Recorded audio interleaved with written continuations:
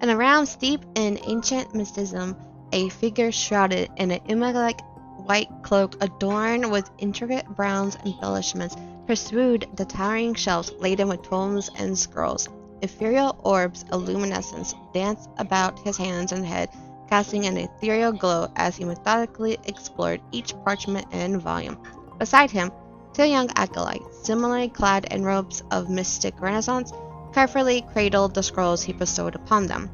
As they traversed the labyrinth of wisdom, an abrupt reverberation jolted throughout his consciousness, an undeniable summons from the depths of the unknown. His crystal red eyes, normally pools of wisdom, now transformed to an unsettling pure white, while tears of chrism anguish welled at their corners and flowed down his cheeks.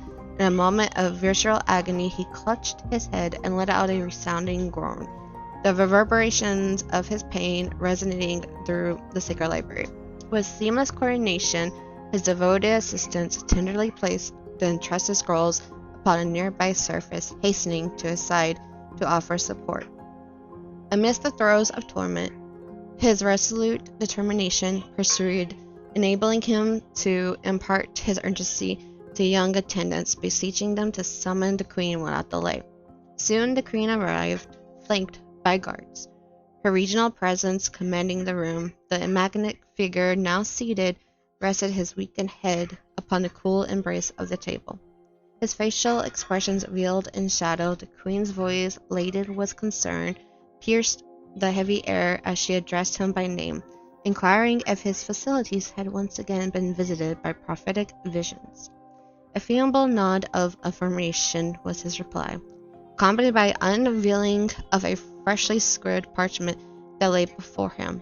The ink, hastily applied, seemed to mirror the turmoil that churned within his cheeks. As the queen pursued the enigmatic script, her regal facade faltered, her eyes widening with a potent mixture of awe and dread.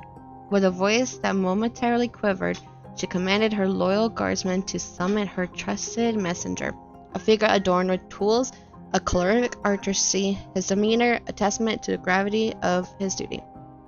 As the messenger meticulously transcribed the queen's directive onto parchment, the monarch engaged in a discourse with the tormented seer, indicating the urgency necessity for a convocation involving the three sovereign realms. The final seal was impressed upon the parchment, intertwining hues of gold, crimson, and sapphire, a visual testimony of the alliance that stood posed to unravel the enigma with the head unfolded. With whispers, incantations, the queen's potent magic transformed the missive into a pair of radiant golden butterflies, their wings shimmering with arcane energy as they took flight through the open window, soaring towards the distant domains of the allied kingdoms. In recent weeks, Mount Bank has experienced a surge in activity, with an influx of new recruits from the three kingdoms engaging in rigorous daily training sessions. Supply deliveries, typically occurring weekly, have now increased to 3 times per week, indicating heightened preparation. The local blacksmiths have been tirelessly forging weapons and armor, their anvils ringing incessantly with the rhythm of their work. Murmurs of an impending battle rippled through the village, prompting increased patrols and vigilance. Even though here I start getting tongue-tied. Even the Wa'id enclave has seen newcomers, though they have yet to fully integrate into the enclave, having a hard time letting go of their true selves. And we start off with, please, I'm so sorry if I butcher your name. I'm trying. Riah?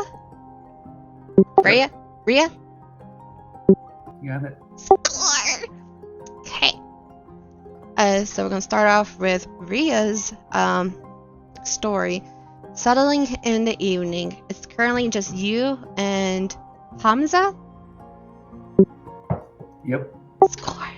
At your house. You are discussing your preparations to leave Mount Bank in search of answers about your mom.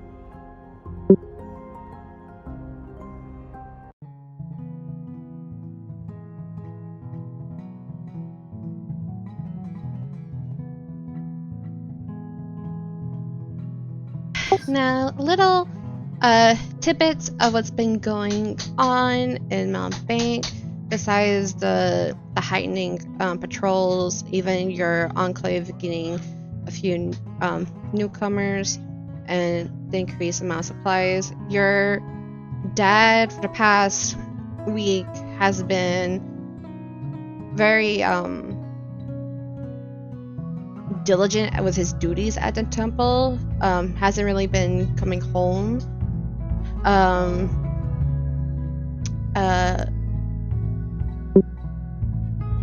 notes.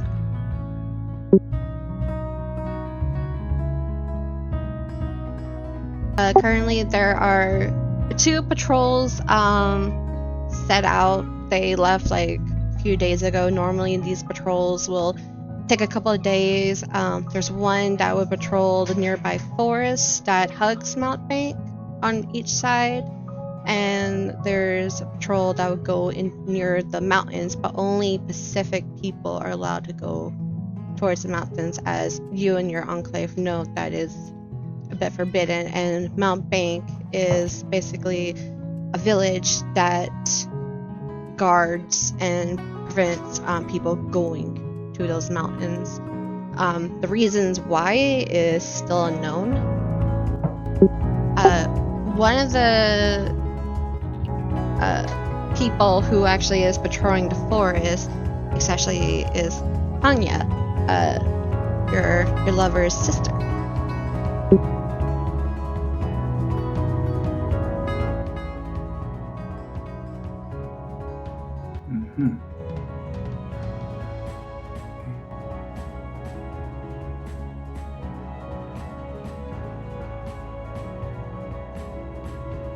Okay.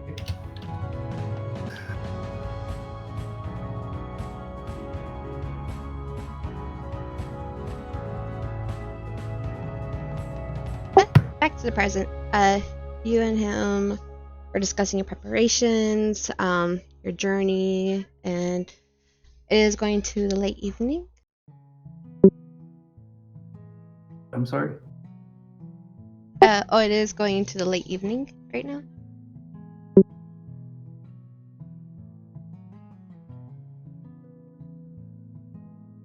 How was your day, Hamza?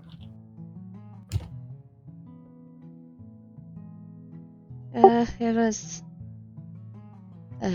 tiring, but I've been mostly concerned with you leaving. Things are gonna be the same with you gone.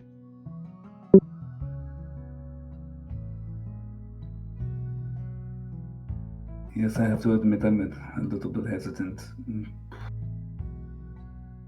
not even sure where to go.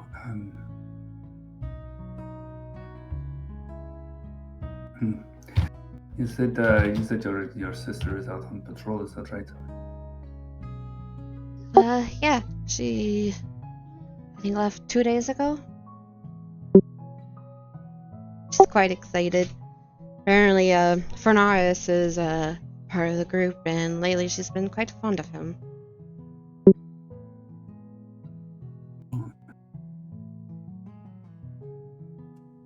What was his name?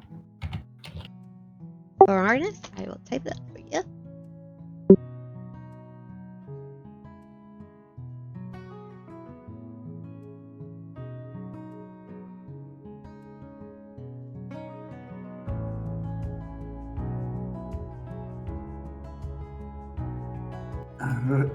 Refresh my memory. How long has your sister been going out on these patrols? I think she volunteered about a year ago. I think she got restless, but right now it's been 2 days with the current one. She never happened to mention the names Hethres or Signax, did she? Wait, repeat that? Sorry.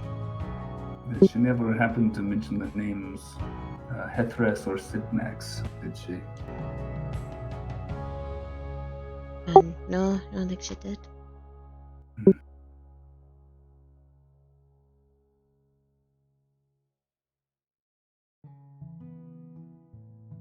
Has your dad ever came back home? Apparently, he's been very busy at the temple. I'm not sure exactly what's going on, but if he comes home late. Are you gonna tell him? Oh, he already knows. He doesn't like it. Maybe that's why he hasn't been coming home.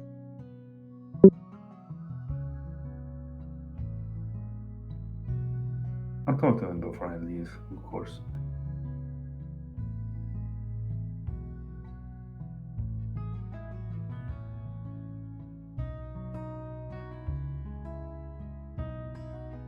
He just like slightly like just nods his head and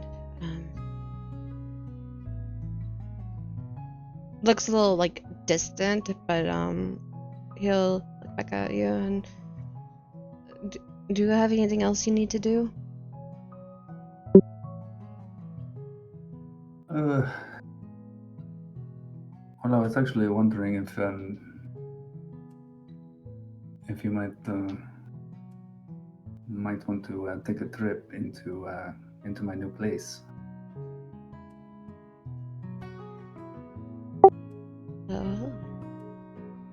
Wait, new place? I hold out my little windpipe. This is how I've been hiding from you so well lately. This thing? Yes. What is this? Like an instrument? What is this? Well, that's something that it's something that I got when my mother, extended the pact she has to me. It's sort of to where I get my power from, some of it at least. But I can show you the inside, or I could try. The inside? You're saying you can fit in there? Yes, it's somewhat wondrous. Well, I'm intrigued. I take it by the hand and sit on this comfy ass couch that I see,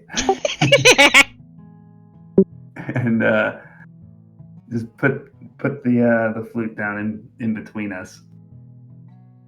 And I say, "Okay, hold my hand." He holds it tightly. And I bamf into. Wait, can I do this yet? I have to. You know what? We'll say you can. That's fine, because I have a plan, so it's okay. I can't go in there. Okay, cool. So I bamf in there, and I guess I look around and see that he's not there with me. Like, oh shit! Why did he not come? And I bamf back out. Oh! You in there? I thought you said I would go too. I thought you would. I did not know. Sorry, what did it look like when I went in? It's a puff of smoke, and then it, like your whole body had turned into smoke, and it went whoosh, right inside. It was kind of freaky. It must only work for me, I guess.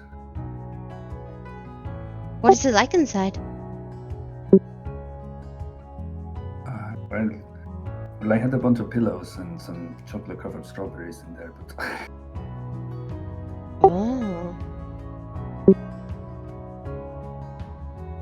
You're hugging the chocolate-covered strawberries? And then I realized, like, oh shit, I left them in there.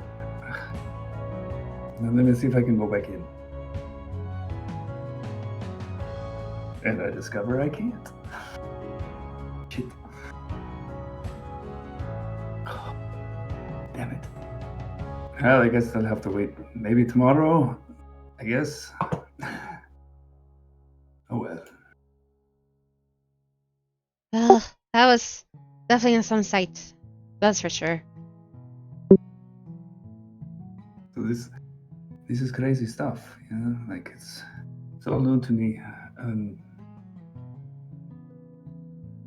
So you can. I hope you can understand it. Now, for whatever reason, that my mother and I are bound to the same entity or whatever, and the fact that I can do this and other things. And I put my hand on his hand. You understand why it's so important for me to find her? He looks sad, but what he could, he'll like grip your hand back tightly. He nods. Yeah, I'm gonna miss you and he kind of leans in like close to your face. He puts with his free hand, takes his thumb, and like just like rubs the scar near your lip, and he'll go in and kiss you, and then he'll break free, and I'm just gonna miss that.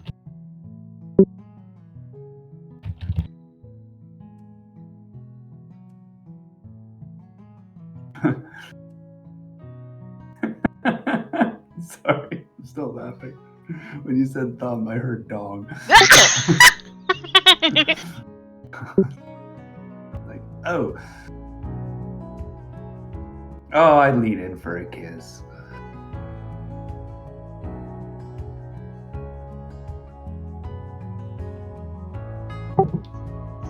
So you leave first thing in the morning?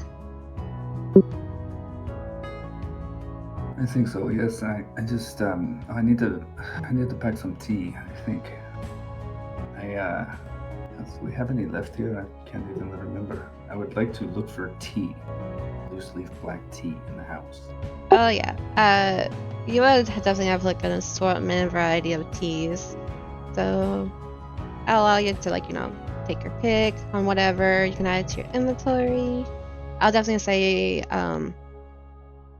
you're well stocked up.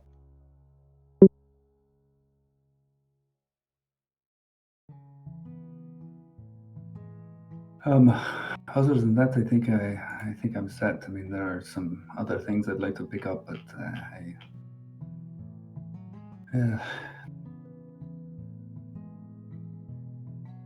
champagne taste with an ale budget, I guess.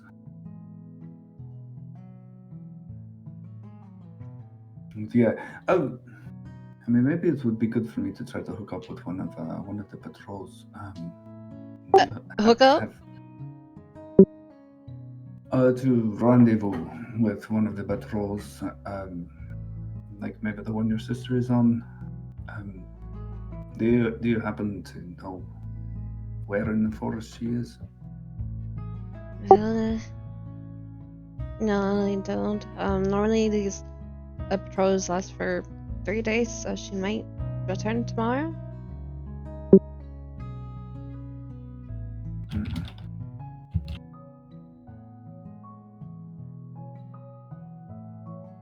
Well, maybe I'll wait around a little bit for her, but I don't want to wait around too long.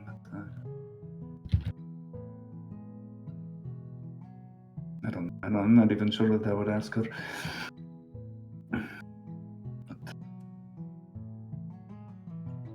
Well, no, she'll appreciate being able to say goodbye to you.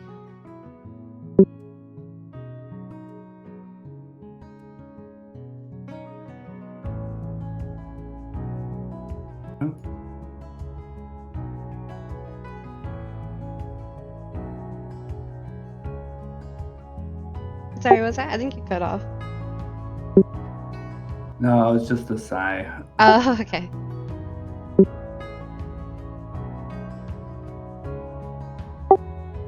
Oh. And you might see like his cheeks and maybe his ears get a little bit red as he gets closer to you, and he'll like brush some of your hair behind your ear. Well, since it's your last night,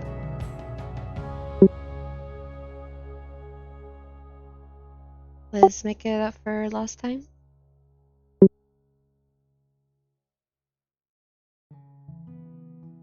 I smile.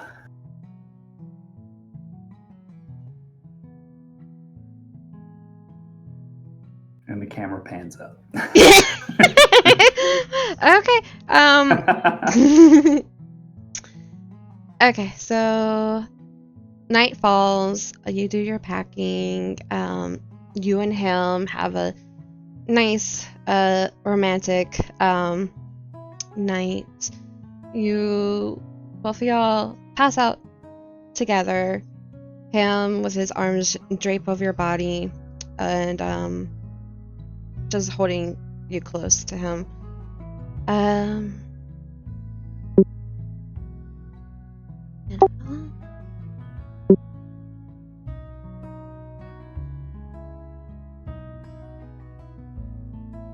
Both of you guys fall into a deep like summer, and a few hours later, you are woken up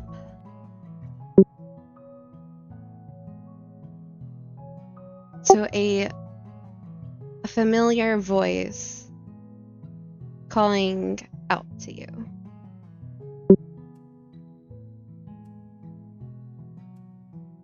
It's just going, Riah. Recognize the voice? Give me a perception check, I guess.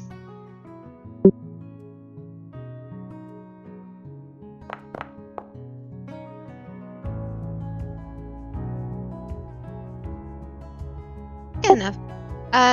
Oddly enough, it sounds like your mom's voice.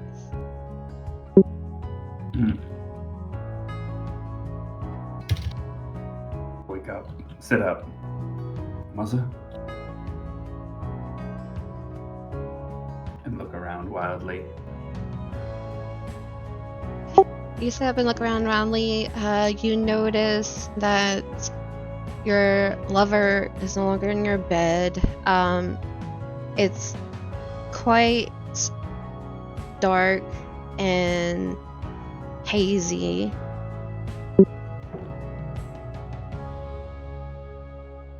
Like smoke? Hazy? Yep.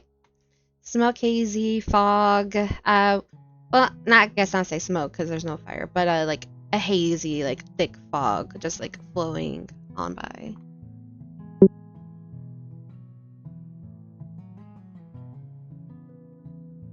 And then, in the corner of your eye, outside of a window, you see like an orb of light fluttering around.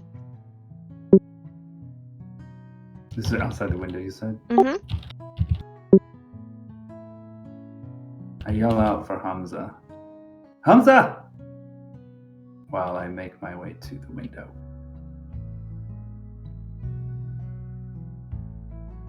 No response.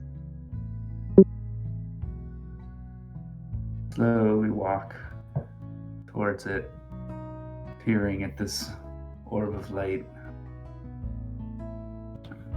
I put my hand on my... Oh shit, it's probably not even on me right now, so no.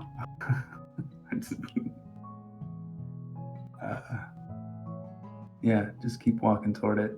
I'll get up to the window. Is the window open? It can be if you want. We can say yeah, it's open. Okay. Okay, I'll get within a couple of feet of it and try to peer at it and see if... Is this where the voice is coming from?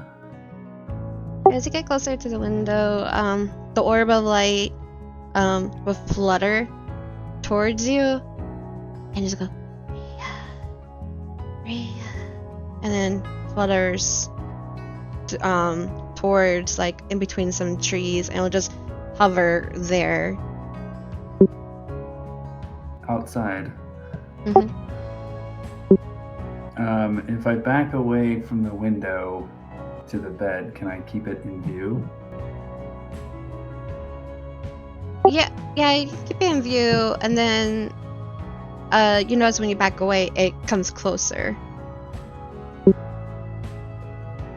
Okay. I would say at the very least, I would put on like my robe and probably grab the belt that has some of my shit in it. And then move back toward it. And if it keeps moving away, probably hop out the window. Yep. It keeps moving away, and you hop out of the window.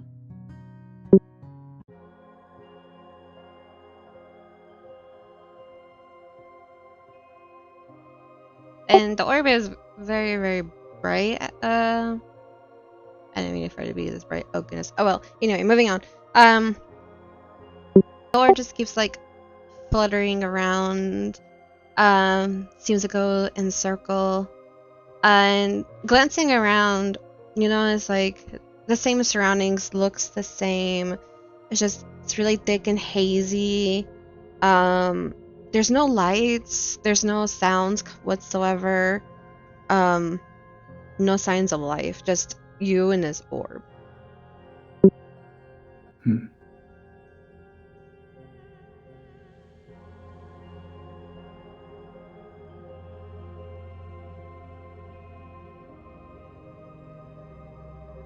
Hello?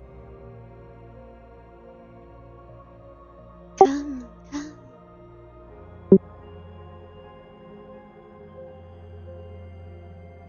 Look around, yeah, and seeing nothing, we'll kind of follow it.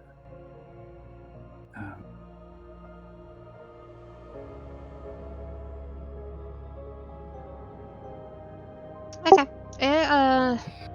It moves and like all throughout the town, but it goes to the other side. And everything looks normal except for just no sounds and no people. Correct. Dreaming. Keep following it. It leads you to the hot spring that's near the village, but it doesn't go to it. I mean, it doesn't like go like over it. It just goes around, and then disappears. I'm assuming you're still following it. I'm still following it, yeah. Okay, so it leads you into the forest, and the forest is your still looks like the typical forest that you would see just walking on by, glancing around. The leaves are fully big, green, luscious. But however, as you're following this orb and you go deeper inside, gradually the leaves start falling off the trees. And then a green smoke starts filling up the air. And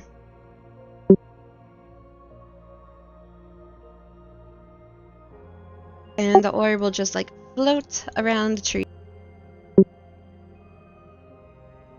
And you still hear your mom's voice saying your name and beckoning you to come follow. Pick down, or can I kneel down for a moment? And are there leaves on the ground here? There is. They're all dead. They're like all brown, dried up, and crunchy now. What was once like vibrant and healthy green leaves, all of a sudden like just fall and instantly like dead. Pick one up and kind of rub it between my fingers. Does it seem normal?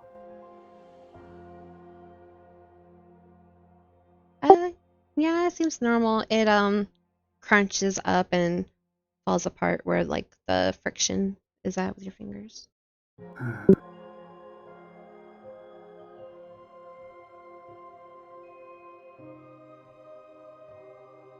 I'll continue following.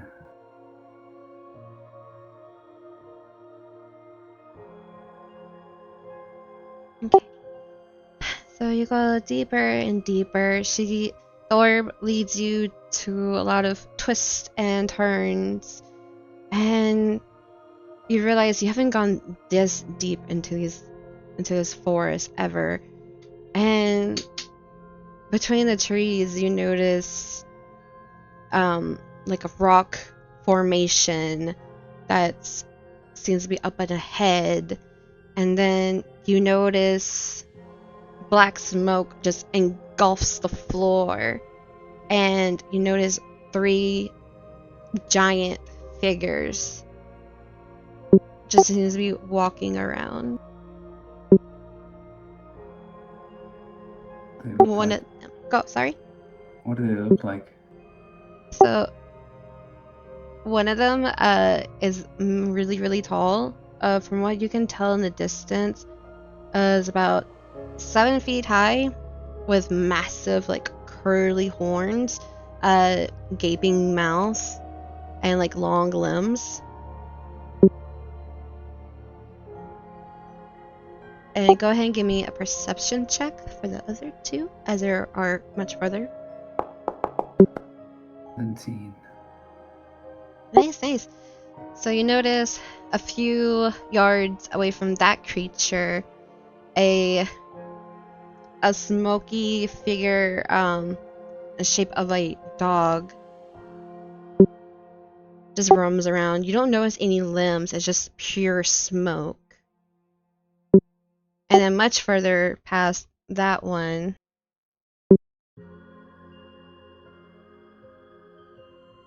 you see a tall giant, almost as tall as these trees, and it's just stomping its way through. The movement is quite slow, with red beaming eyes.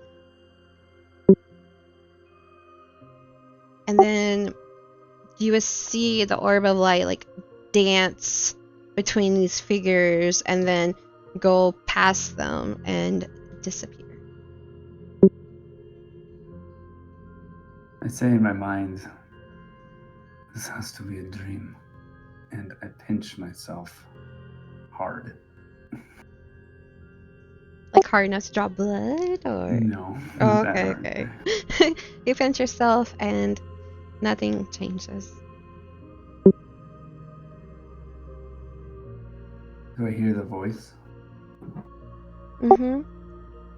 You still hear her. She's going, come. What you seek lies ahead.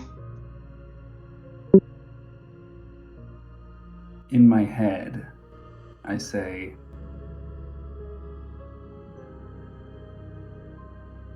that these creatures seem dangerous. How am I to move forward? Like I'm expecting a response, maybe.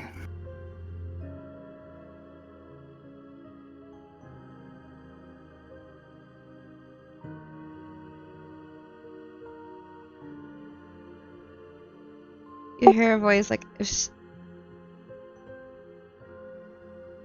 after X amount of time, you're just staying still. You'll hear her voice say,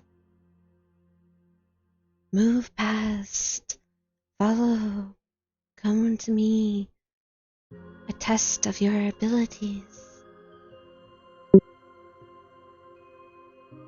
About how far away is the nearest one of these things? We'll say they're about. It looks like maybe they're like about 20 feet apart from each other.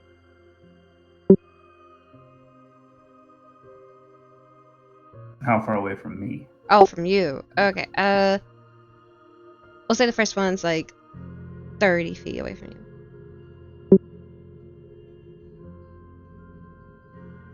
I would like to crouch low to the ground and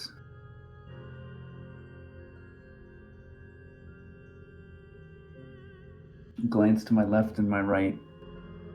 Does it seem like which of those directions looks like it would be easier to move through?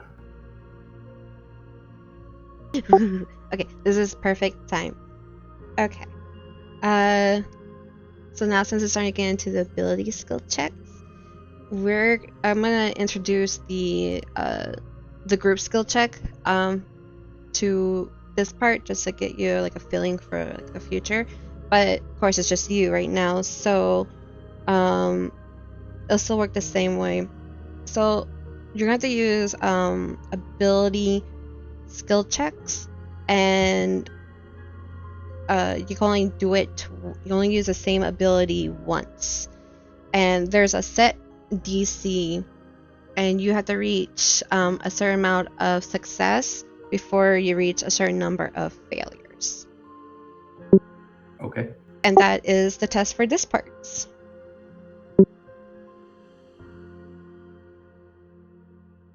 So I suppose I would look to my left and look to my right and try to perceive which one of those looks easier for me to move through quietly.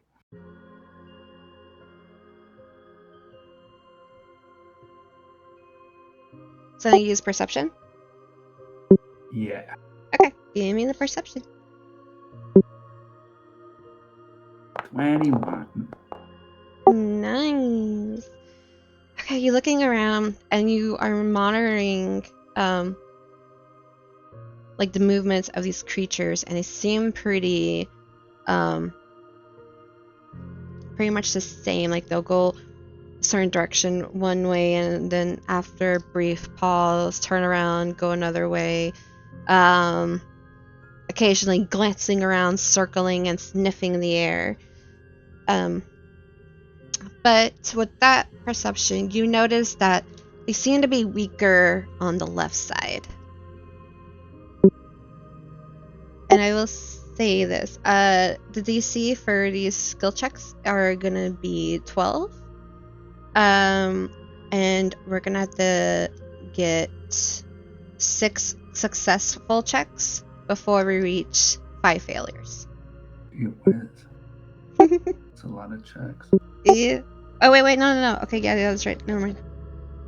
I was looking at the wrong thing. I was looking at something else. Okay, no. Okay, it's gonna be 4 success before 3 failures. But still a lot of checks. Okay, so you said that like moving to my left looks like it would be easier. Yep. So that is your first success. I will crouch low to the ground and quietly move to the left in an attempt to basically flank them and move around them instead of straight through them. Okay, so you're gonna use stealth now? Please. Okay, roll me stealth.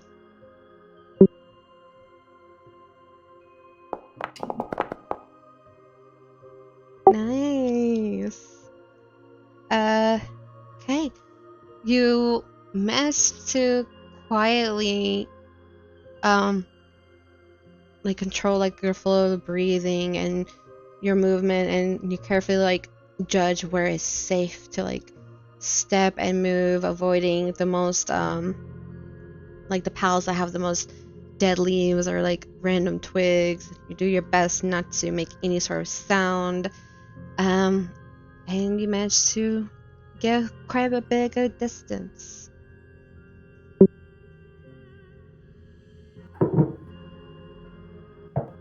With that, I would like to. Well, I'm already kind of crouched down. Can I find a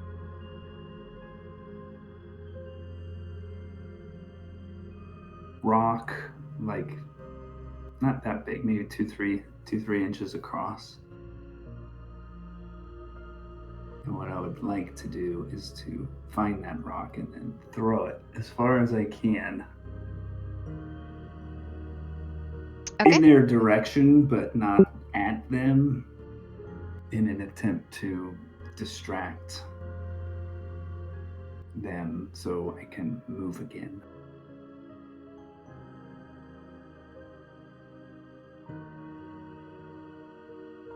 Okay.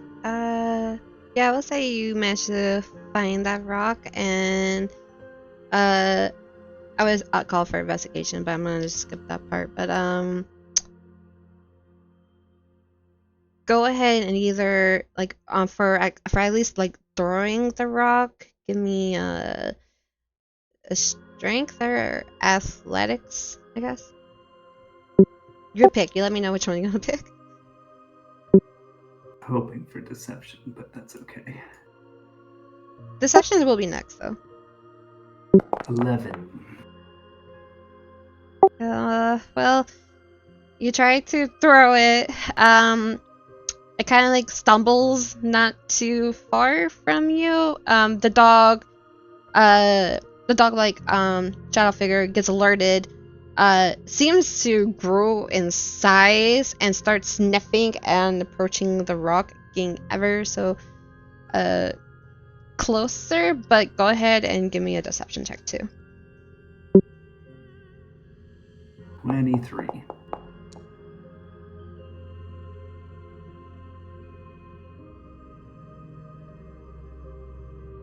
Okay.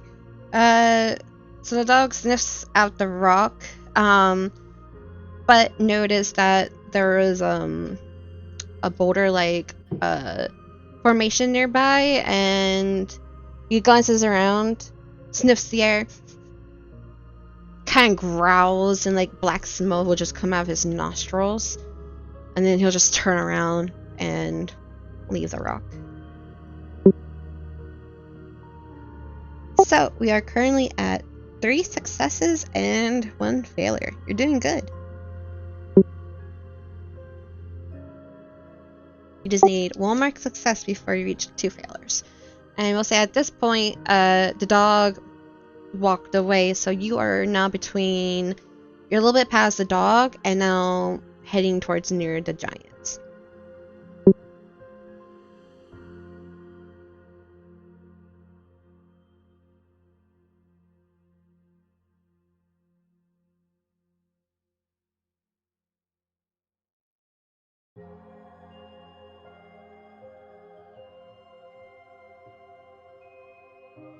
So in my previous perceiving of these creatures, it seemed like they were kind of doing a patrol of some sort? Is that what you said? Yeah. Like their movements were like kind of back and forthish? Mhm.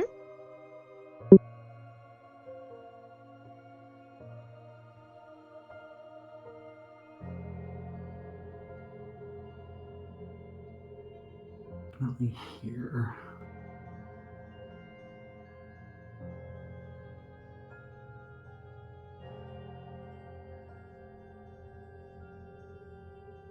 Hmm.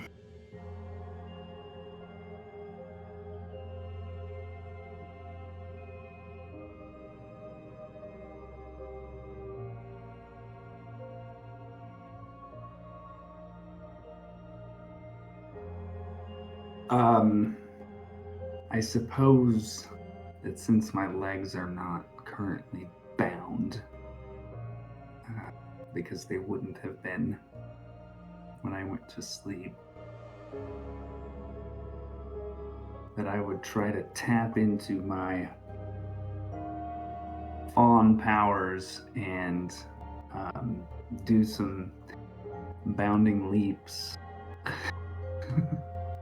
for the next part to try to get past or around this giant, you know, bouncing off logs as quickly as I could, bounding through the air, somersaulting, rolling landings, that sort of thing. Okay. Well, since you already used athletics, give me acrobatics. Good. Acrobatics description too, by the way.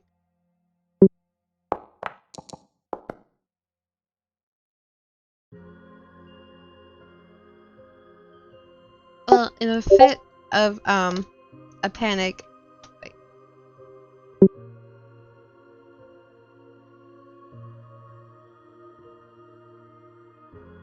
Sorry, sorry, astro distracted.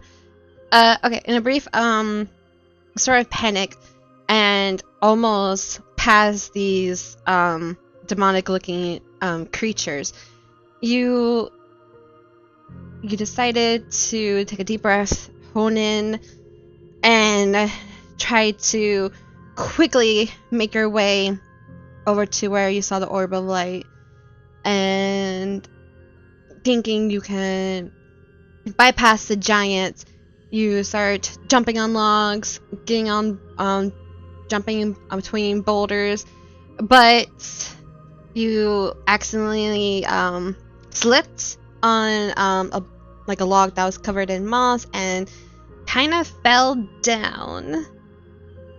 You would notice a big roar turn around as the giant turns into the direction of like where you fell down, and he looks pissed.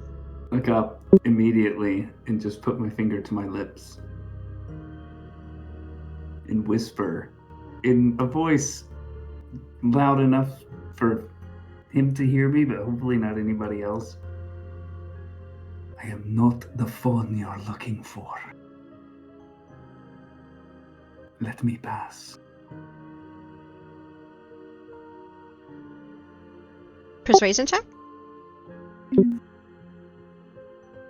you already used deception, so I was like, okay, persuasion. Control. Oh no!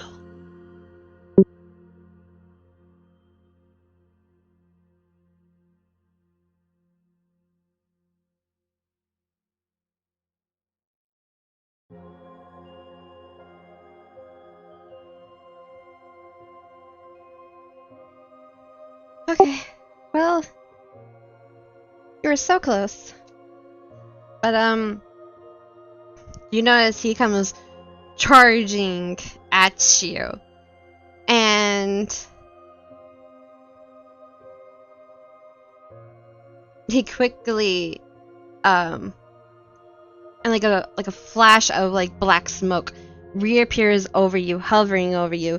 His big, massive arms just goes down and tries to pick you up and swings you across the forest, hitting a tree so hard to the point where it breaks in half and you come crashing down, losing your sort of breath. You'll take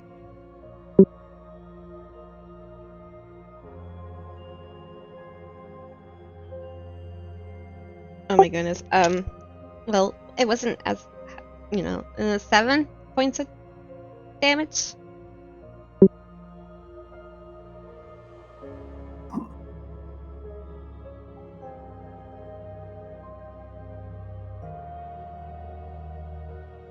Are you still up?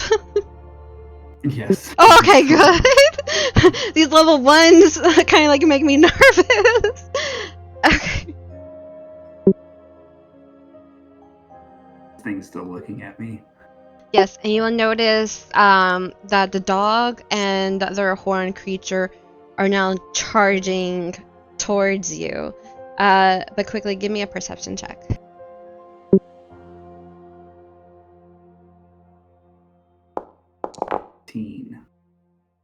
Okay, so you notice where the giant tossed your body at. You actually notice that you're closer to the rock formation, and now that you're closer, it actually appears to be of a mountain, and you kind of see the light flicker in between some like trees that are like near the mountain, and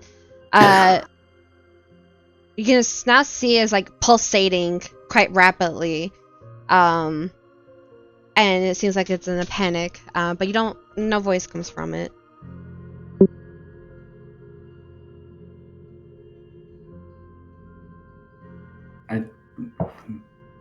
How far away is the orb? About 20 feet. I'll try to pick myself up and turn to the orb and just say, "You goddamn happy fun ball. You're leading me here. Help me now."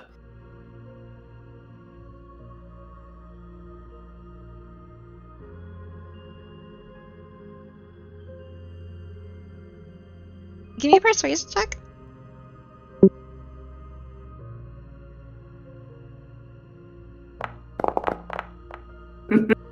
Wow. Okay.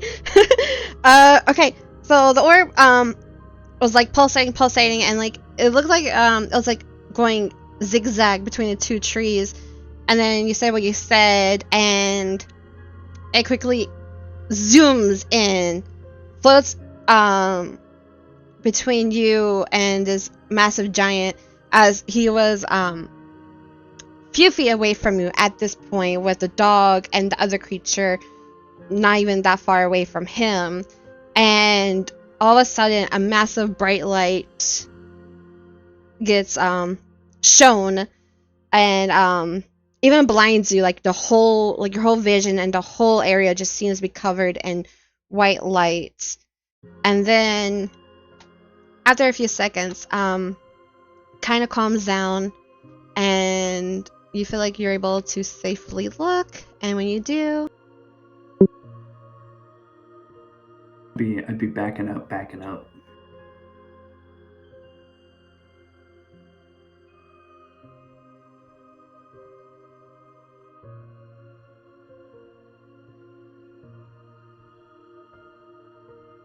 and when you do, the creature's no longer there. There's an orb of light floating by.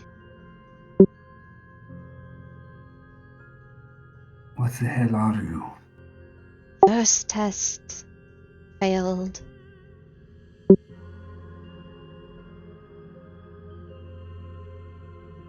Come, Riah.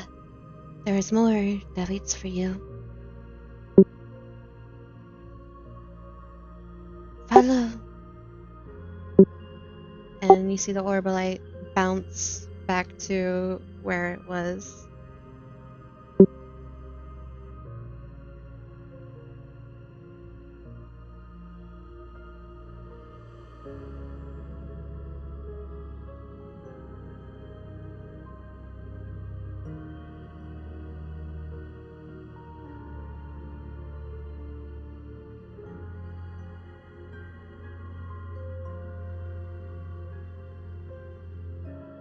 Riah is conflicted, and he's very angry.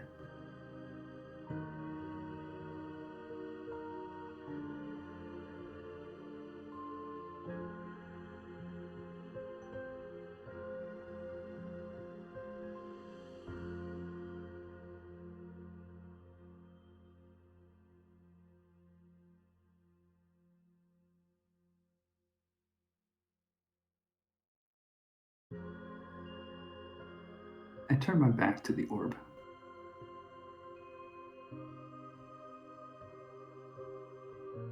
Riah!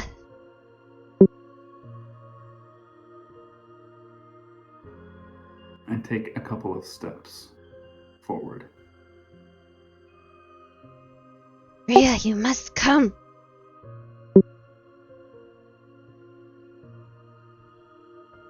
I just turn my head to the side. Explain why. I don't want to die out here.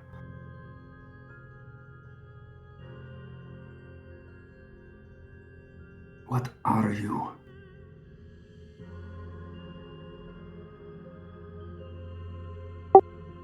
I cannot say, but our Jinn waits for us. Waits for you.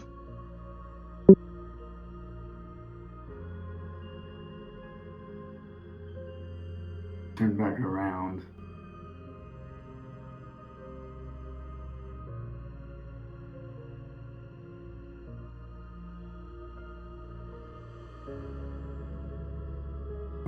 Okay, I start following it again.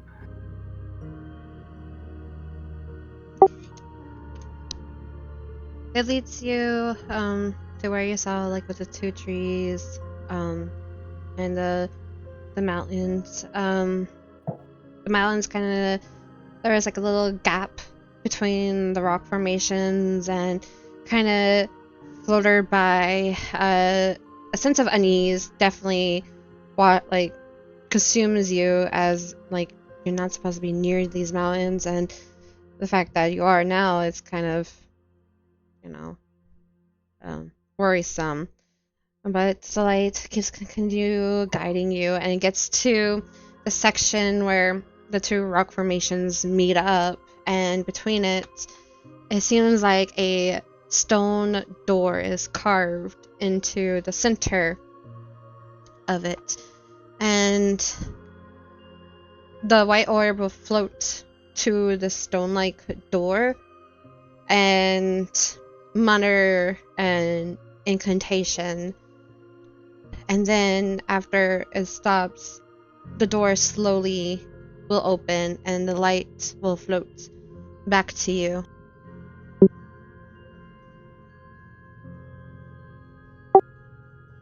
My dear Riah, up ahead is a test of the jinn we made a pact with. As you prepare to face the test...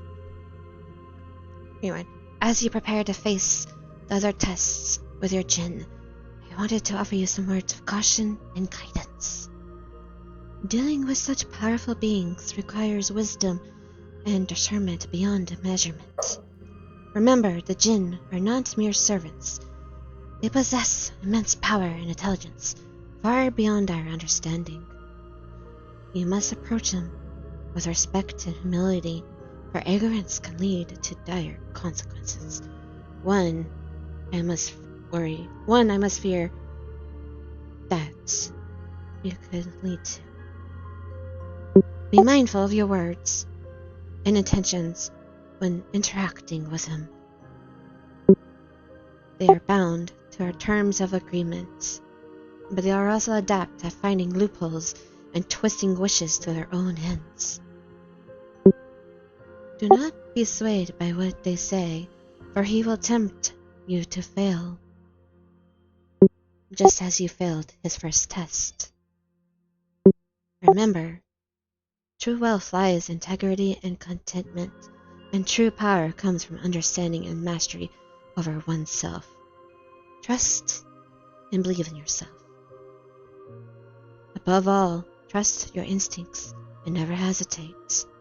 This is the first step to find what you seek. And with that, the light flutters and disappears, and the door continues laying out a flood of lights. And it's a little bit blinding at first. That's for you.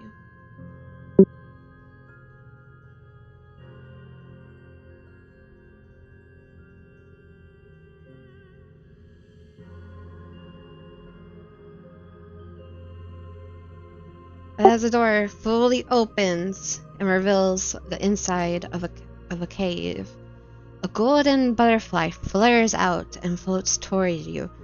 But before the butterfly could reach you, the door opens fully.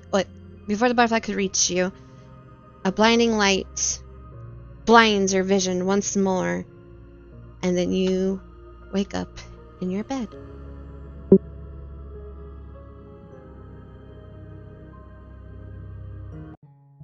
I knew it was a dream.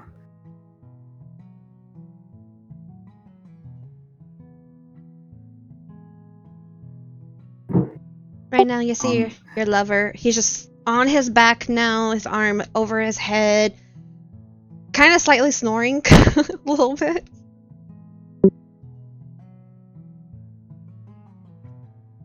Pinches.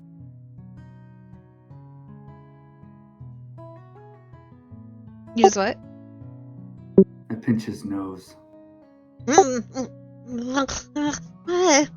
kind of like swipes your hand away from his nose, and he tries. No snoring. And he rolls over and like just places his head near you and just goes back to sleep.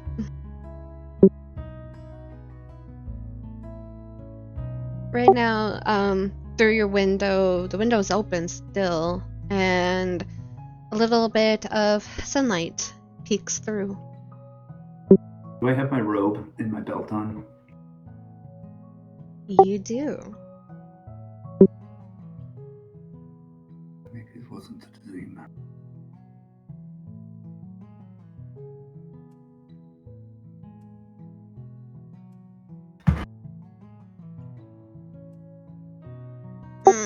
What are you talking about?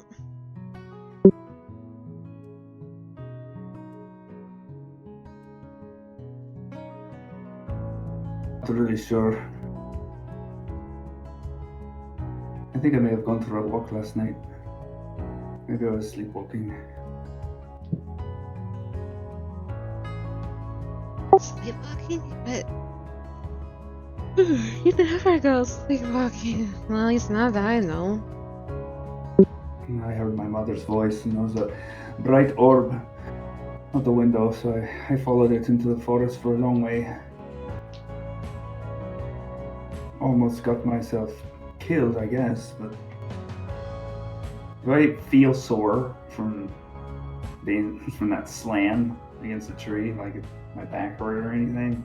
Yeah, as you like move or like adjust yourself in bed, your back does throb quite a bit. Not to the point like where it's hard to breathe, but it just like definitely feels sore. That feels real enough. Strange dark creatures in the forest, and then I like made them go away. Took me to a mountain. Then there was a door that opened up, and then some golden butterfly, and then a flash of light, and then I woke up. It's like half real, half not.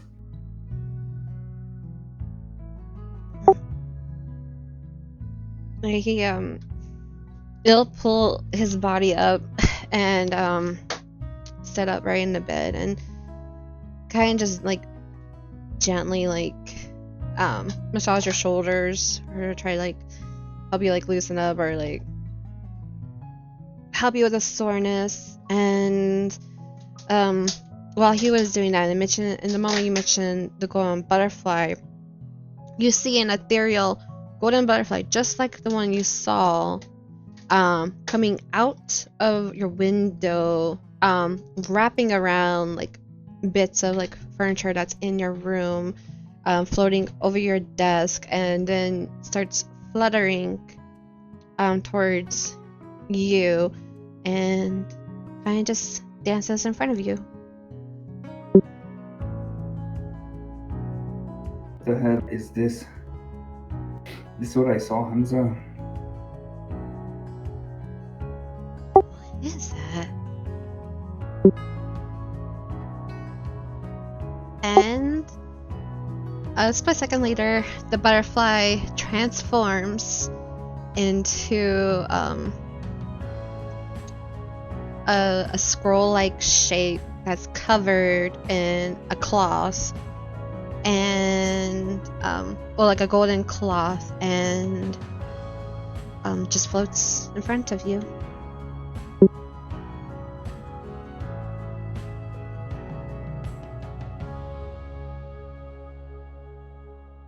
Too weird. I look back at Hamza. He's like, his brows are like furried, like not furried, but like furrowed, and look of confusion's on his face, and he kind of just looks at you and then looks at it. Is this related to what you showed me last night? Well, what was here? Very briefly, yes. I reach out and just grab this scroll thingy. Okay, the moment you touched it, the cloth unfurls itself, slightly disappears, and a scroll of parchment paper appears into your hands now. And opening it, it says to, I apologize, I beg if I butcher this name, to Riah Shuafat al-Damar, son of Adar and Yasmin. With a sense of urgency, the three kingdoms of Merlanus, Starid, Isavari, and Evamus collectively beseech your presence in Lordana. In precisely 12 days' time, as the sun reaches its zenith, we will be holding a crucial meeting. The gravity of the matter necessitates that we withhold specific details until this gathering takes place. It is our collective hope that you will honor the summons. To assist you on your journey to Lordana, we have provided a selection of supplies that may prove invaluable. We implore you to stay vigilant, keep a watchful eye, and prioritize your safety throughout your travels. May the Denari of the Old bless and watch over you. And after reading that segment, you notice at the bottom of the scroll are 3 notarized leaves, and falling from left to right. The first leaf is a bright green leaf with blue veins. The middle one is an earthly green with white veins.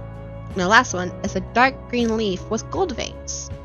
And each leaf has a sill in the center.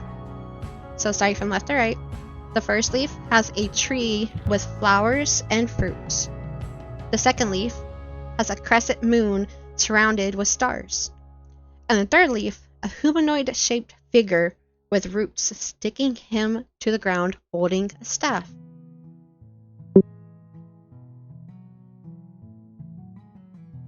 Are any of these familiar to me? Give me a history check.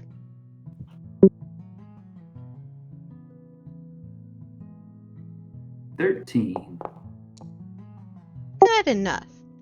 So, with your knowledge of people getting recruited from the 3 kingdoms and coming to Mount Bank for training, you would know in the order that each leaf represents a kingdom. So from left to right, it's Evamus, Starid, and Isavari.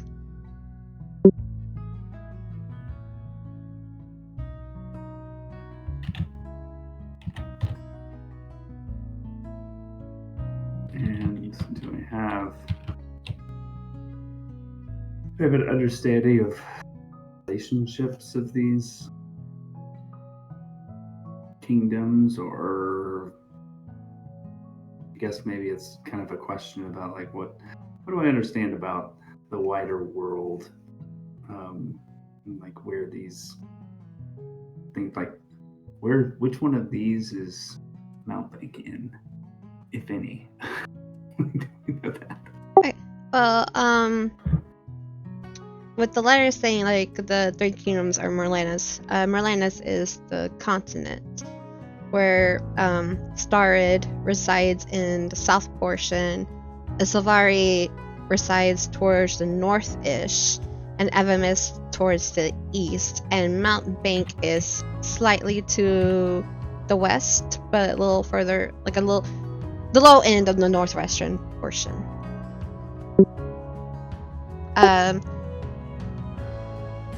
From like, I would say like keeping with the same history check, you know that these 3 kingdoms, even though they have their own kingdoms, they are, they work together to ensure that Merlanus is, processed and, you know, pretty much well off, protected, thriving and whatnot. And you would know that Lordana is basically kind of like the capital of the 3, where a major tour event that requires all 3 kingdoms focuses on certain festivities that happen, like, you know, each year. It takes place in Lordana.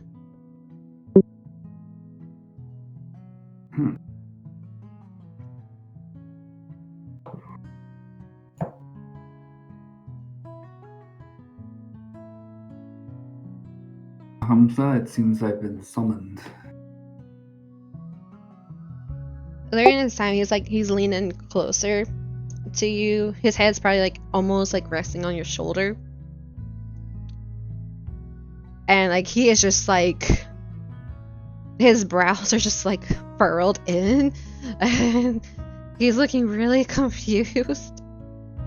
And then the moment you said that, the parchment removes itself from your hands, flutters in mid-air, rolls up and it forms into a golden string that quickly zooms in towards your dominant hand and wraps itself around it, and it forms into a bracelet. So it's a golden thick string, and from what you can tell, it's very soft and flexible, and it connects to a solid golden butterfly that extends out to 3 pieces of golden string, and each of those 3 pieces of golden string has a single leaf on it. And you notice that the leaves are exactly the ones that were notarized into the parchment letter. And you see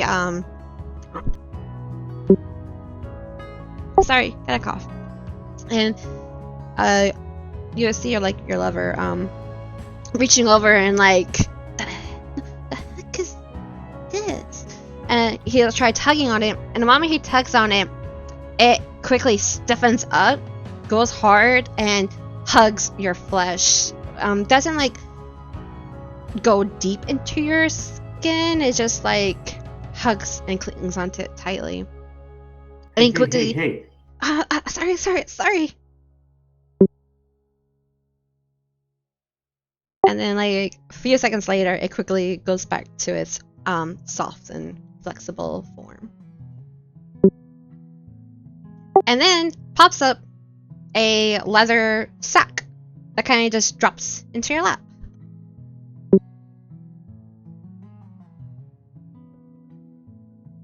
Yeah, I pinched myself again. Am I in your dream? Am I dreaming?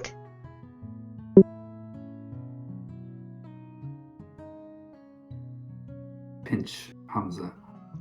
Ow! Okay, maybe it's not a dream.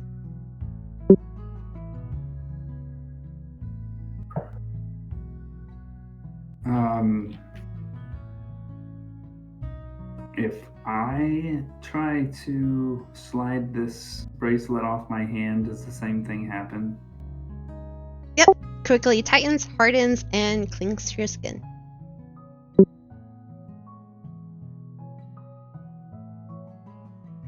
Bit more than summoned. Feels like I've been made a prisoner.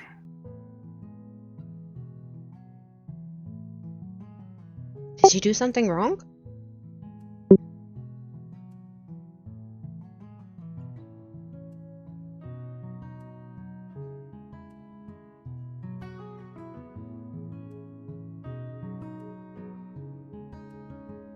I open up the bag.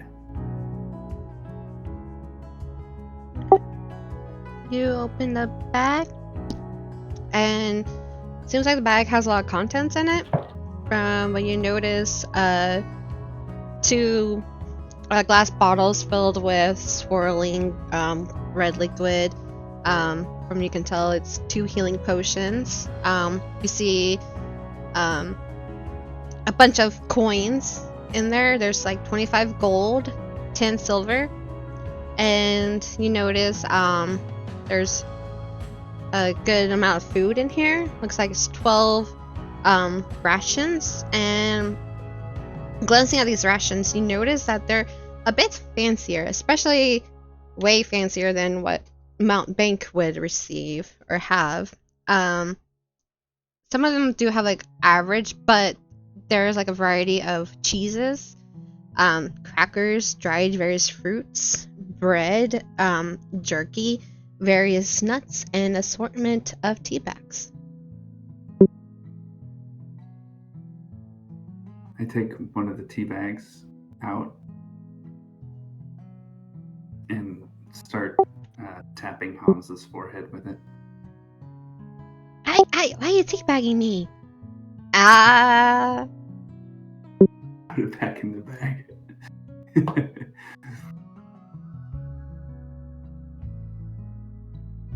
Huh. That's a kind of snort. There's money in there? Yeah. Good Lord, how much in there? And like he just kind of like peeks over and like puts his hand in there like, oh my god.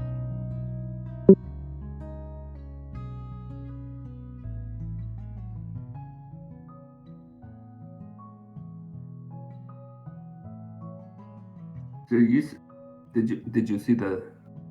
Did you read the letter? I skimmed. To be honest, I was so confused I barely understood it.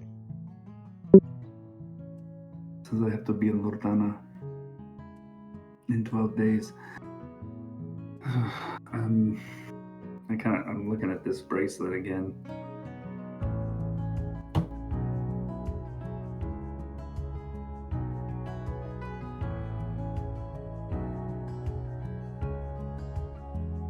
Curious.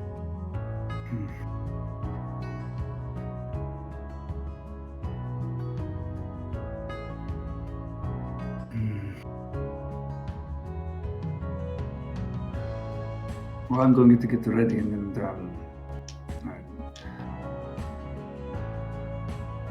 go by the temple and talk to my father about this.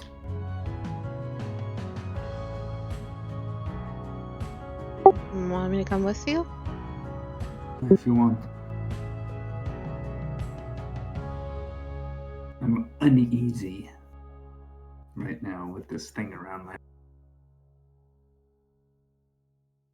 Oh, you say you felt uneasy? Sorry, I think you cut out. You say you felt uneasy? Yeah, Oh, okay. I'm uneasy with this thing around my wrist. Shake it. It jingles.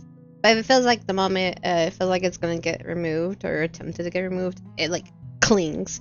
And if it's like consistently feels that way, then it starts digging in deeper. Question: did I get a long rest? Yeah.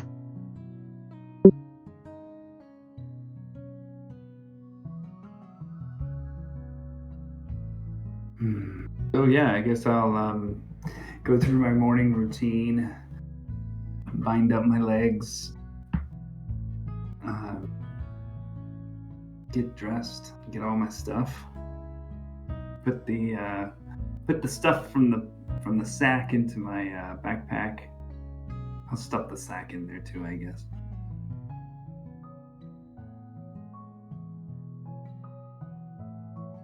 And ask Hamza if he's coming.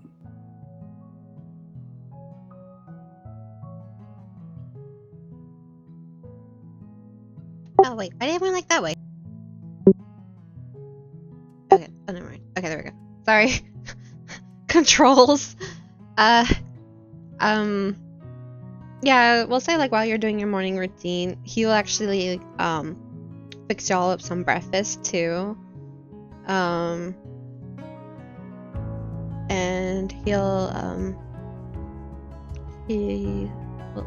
he said he'll come with you to the temple, and I'm gonna take a little break here because I don't know what the hell is going on with this setup here. Technical difficulties. Okie dokie. Bursting.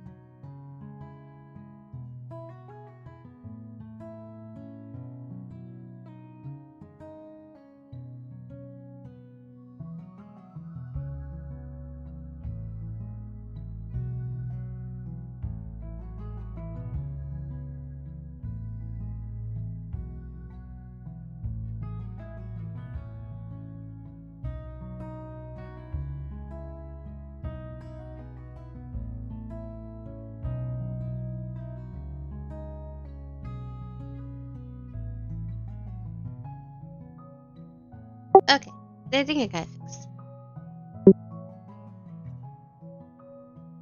Great. Okay, so making a way to the temple. Try to find my dad.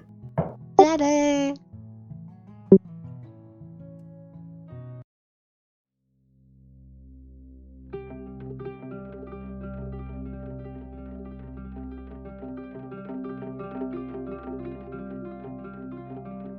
Okay, so little brief thing about Mount Mend. It's not that large of a village. Besides your little enclave, the other villagers, they tend to like house together. So there's not that many like houses. It's rarely, only like a select few have their own places. But over here, like basically in the lower southwestern portion is your enclave. What else was I gonna mention? This left my brain.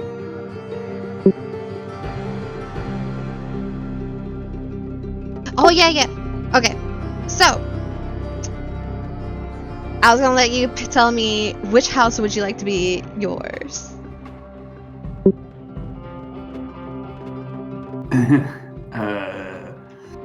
From down here in the southwest. How about this one? Heath back in the trees. That one? Okay.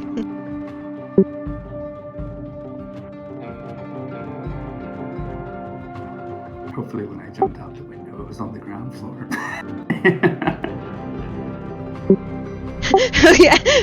Yeah, we'll go with that.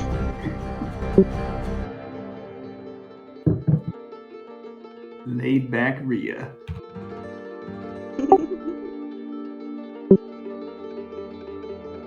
And then that one. Okay, so it's relatively like, I'll say, approaching almost the afternoon, but still early. Well, let me turn on music.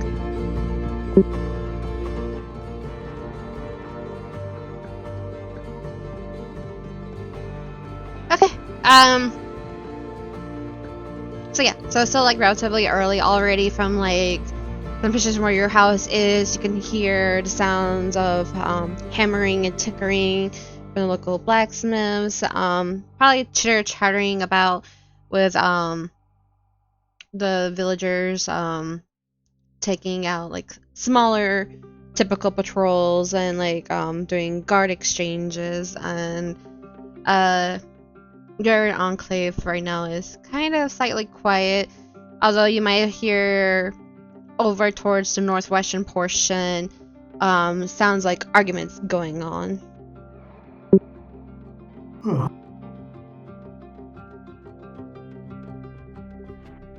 Other than that, the air is nice, crisp, and refreshing as always.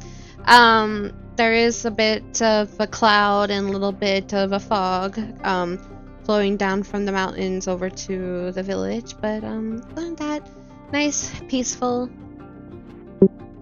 slightly cold, like a little chilly. Okay. To the temple. I forgot the game was paused. Okay, y'all make your way over to the temple. I would say around here when you and Hazza got to this portion, go to the temple. Hamza. I'll get Hazza. I'll get it down packed soon. But you probably hear like bickering, but like, you heard? Because we decided to come here, they want to remove our antlers, and among other things. But they told us that's what's going to happen. You're not supposed to talk this loudly. Ah, son, I don't care. There's one of that shithole, and now we're here. Yeah, and you just hear them like babbling, and like the son's like looking around panicking. It's like, Dad, calm down.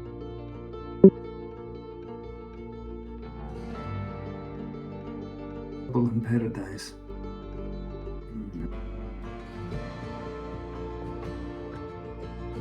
Keep going.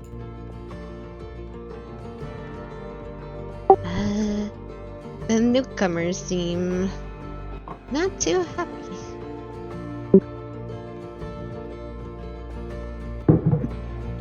And y'all go inside. Well, the outside view of the temple is actually one of the nicest things of this village.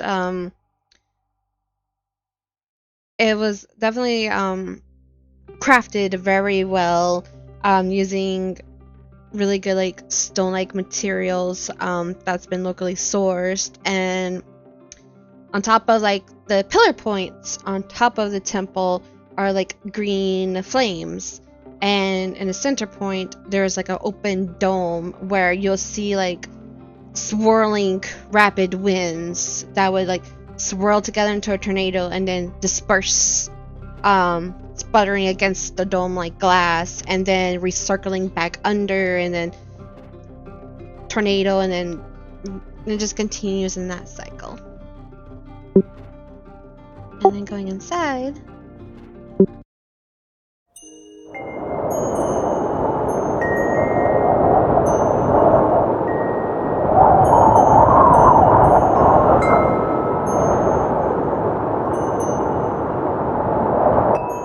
sorry, just turning down the sound real quick.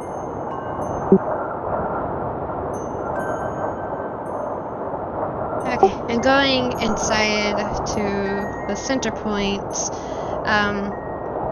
you're very well known with this temple. It's actually seems like it's a lot larger and bigger on the inside, and it's definitely more on the intricate and well resourced designs as well, where there's like marble, smooth, shiny rocks, well, granite, a mixture of granite and marble, with golden like hues to it, and in certain areas of the temple, especially towards the outside, has fey-like plants from back from the Feywild. When you first enter the temple, it's like big open space with a wind-like pillar that goes towards the dome, and it goes swirling around towards a center point located on the floor, and then hovers into a ball-like tornado and disperses all over the dome, and then just swooshes right back in and disperses all over again. The walls are lined with assortment of parchments and books that has been collectively gathered from back in the Feywild, and along with other documents that can be found across Merlanus. There's 3 doors. One that leads towards the center point of 2 stairs that curves around, leading to the basically upstairs. You know that going straight forward to the doors leads to a statue of Mab, and you go to the door on the left, it leads to your dad's office, and the door to the right leads to where some of the other people that tend to the temple and work at the temple kind of like stay at, or like have a little more offices and whatnot. And then outside, basically it's just open, with like pillars and little pond for people just to relax or take a deep breath, and there's also a statue of Map outside too.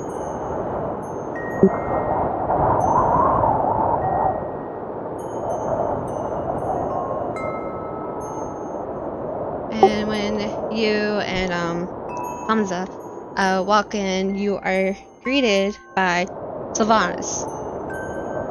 And you know Sylvanus, he's currently in training, and he also helps like organize and studies of the teachings.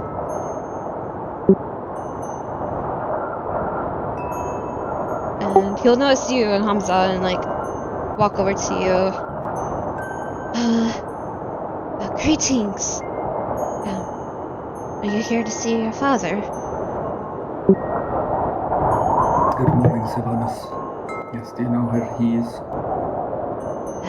He's been locked up in his office, but I have not yet seen him at all today. He's been locked up in there for quite a while. I don't think he's left since yesterday. Are these new arrivals causing problems? He sighs.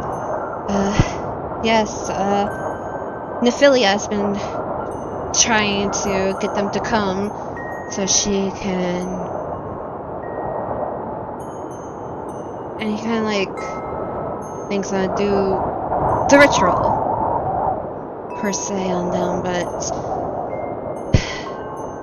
it seems like the oldest one is giving them a hard time, and your dad's been quite stressed about it. I had never been under the impression that what we in the Enclave did was forced upon others.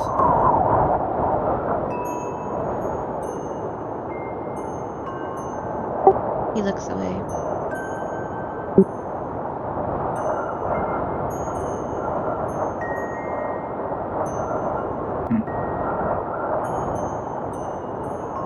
I'll go see if I can get him out. And then I would like to walk up to the base of this tornado thing and kneel down. Just say a quick prayer to Mab. And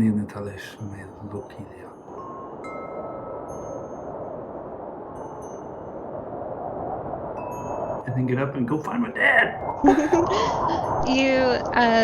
The moment you say that lovely prayer, when you get done, it actually seems like the wind, part of it breaks free and kind of like wraps itself around your body. Your clothes and your hair like flutter upwards, and then it goes whoosh, back into the tornado.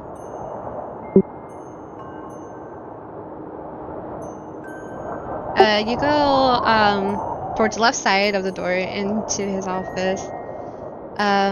The door wasn't locked or anything, easily opened, but your dad is currently sitting at his desk, his head deeply in his hand, and he's just, seems like he's looking at like a pile of books.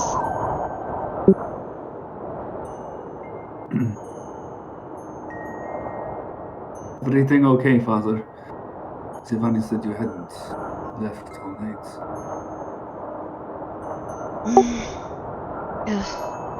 Hello, son. No, as you can see, I've been deeply busy here.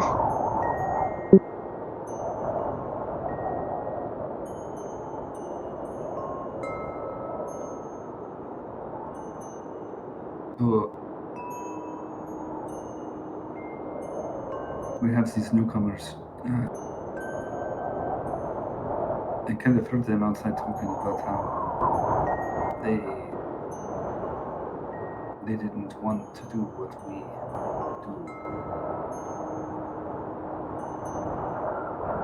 I asked them on this. I never thought that. Number one, I did not. I do not ever remember the Enclave gaining new members except reverse. First time I can remember anyone coming. But we don't force them to cut off horns, bind their feet, cut off their tails, do we? He takes a deep breath and lets out a long sigh. It's complicated, son. But yes, we haven't received new members in quite a while till now, and their current situation is not one easily to be discussed. There's nothing for you to be concerned about. Is it dangerous? What we'd been doing? Their arrival here. Are they not coming from the Feywild?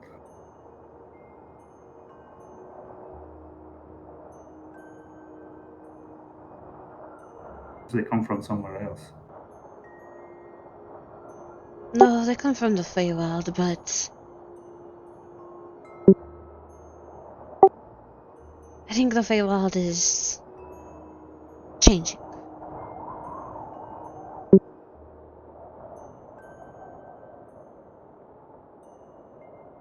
And that's all I can say.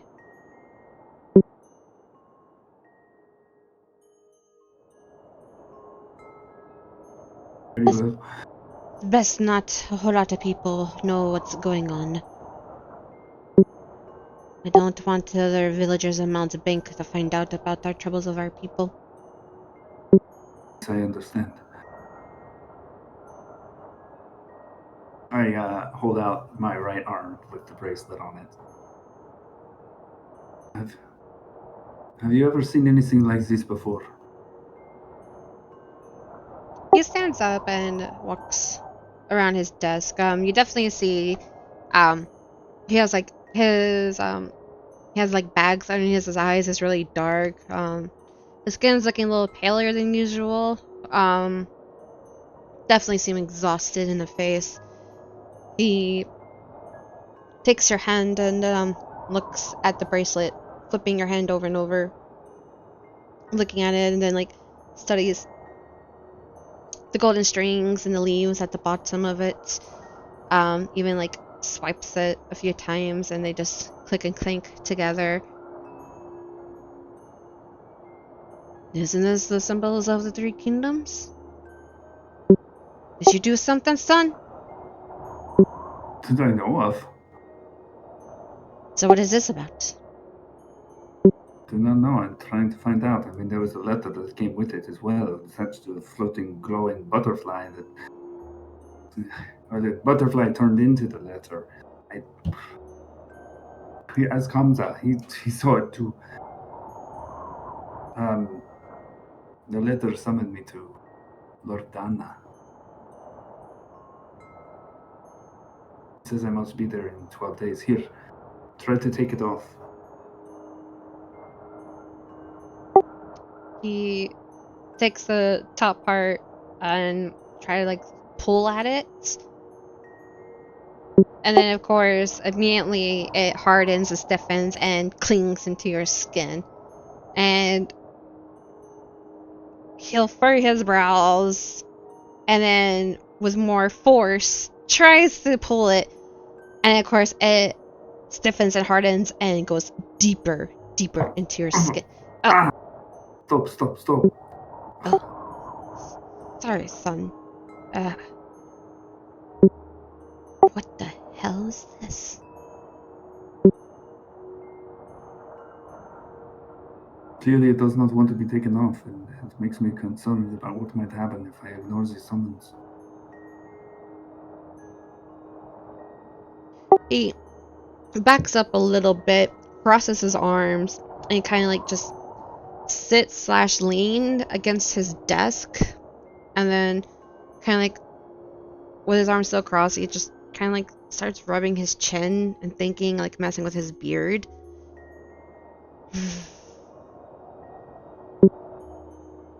Oh, it looks like you were destined to leave anyway. Weren't you already planning on leaving?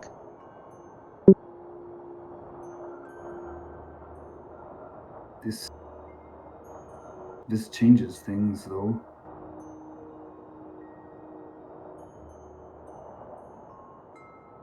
I think my search for mother will have to be delayed.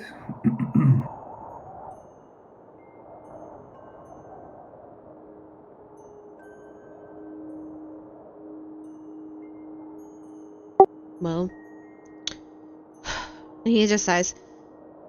Did you even have a lead for your mother? Only the names. I was going to try to touch base with Hamza's sister. She's been on patrol, but other than that, no.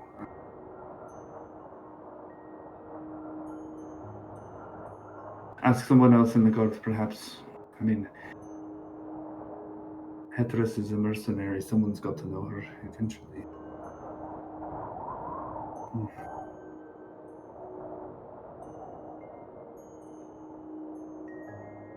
Well, and he points to the bracelet.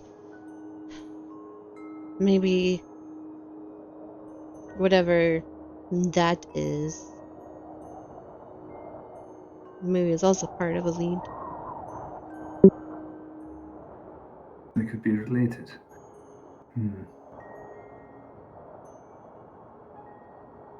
I'm not so sure. I'm sorry, this is a lot to take in. Did anything else came with that bracelet? Did you said? Yes, some supplies for the journey. And I don't have the scroll anymore. Is that right? It disappeared? Yeah, correct.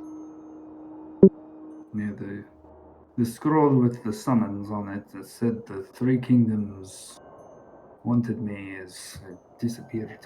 Turned into a sack with the supplies.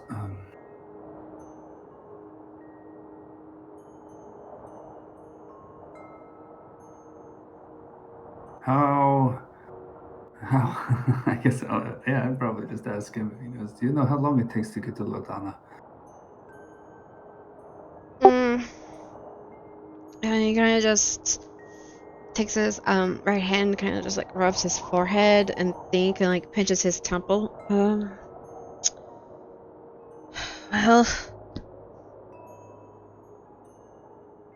I don't know. I've never been there. I know it's a little bit off to the southward from here, but...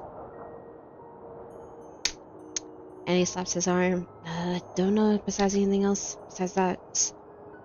Do we have any map? Do we have any maps here? I'll have Sylvanas look. I'm pretty sure we do. I was not, you can always ask the villagers. I'm sure they'll have more knowledge since they do the trades. I nod. Your dad would like walk to the door, open it, leave briefly, and you hear him yell, "Sylvanas!" And you'd be like, yes, sir. And like you hear them have a brief conversation, and then your dad will come back in, close the door.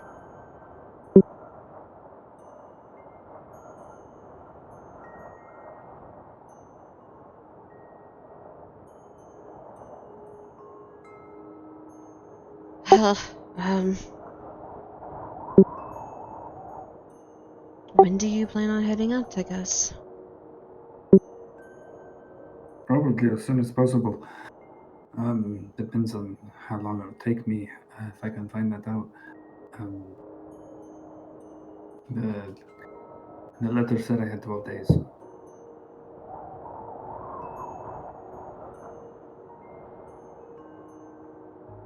Probably the sooner the better.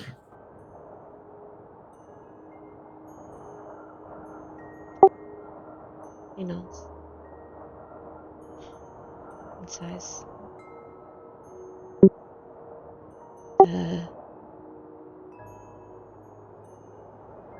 I don't want you leaving here, but I was gonna try talking you out of you leaving to go search for answers that does not exist.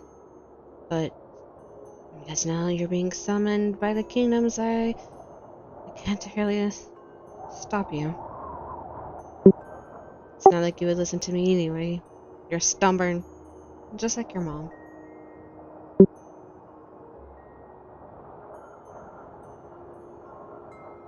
And he'll get off his desk and stand upright and then walk over to you, put his hand on your shoulder and kind of give it like a slight squeeze. Listen, I know you miss her. I miss her too. But she's gone.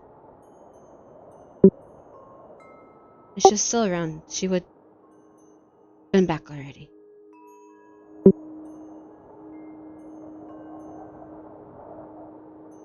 At least she's still alive, Father. What makes you think that?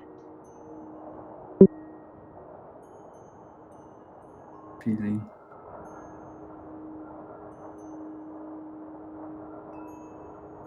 Feelings can be lost hope.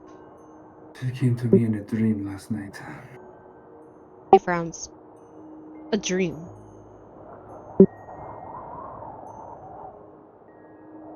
Well, a dream was a dream. Even the dead was with you in a dream. This felt different. Because I know you don't approve. I know you want me to stay here.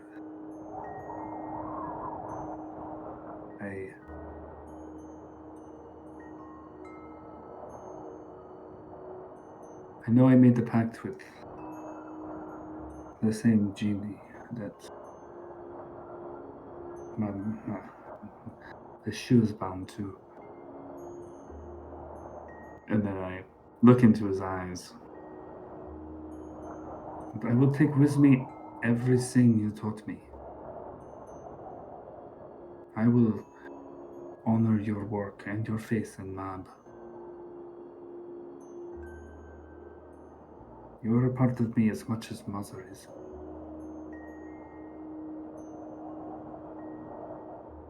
And though it may be difficult, I will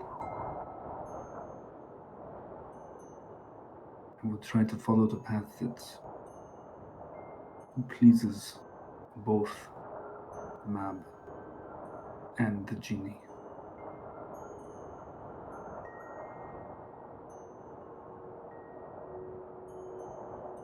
He slowly nods his head and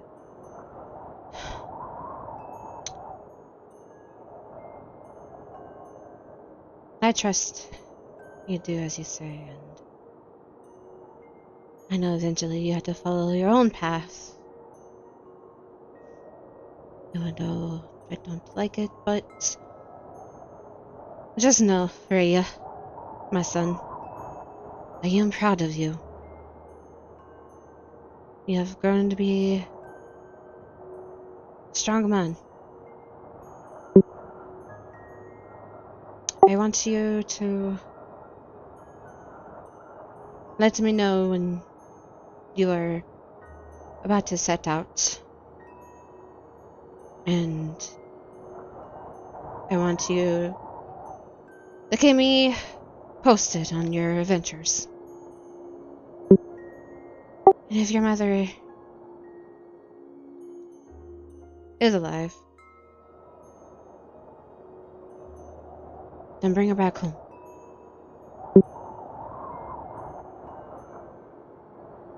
I know you may have your opinions about me and my ways, but I do miss and love her.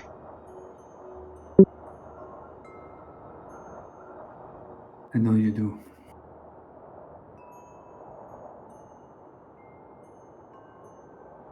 I take my backpack off, reach into it, and pull out one of my clove cigarettes. And I give it to him, or hold it out to him. I know you don't smoke, but they say that the memories are tied very strongly to scent. Should ever wish to remember me, just smells this. He has at his nose, sniffs, nods. Yep, definitely smells like you in your room.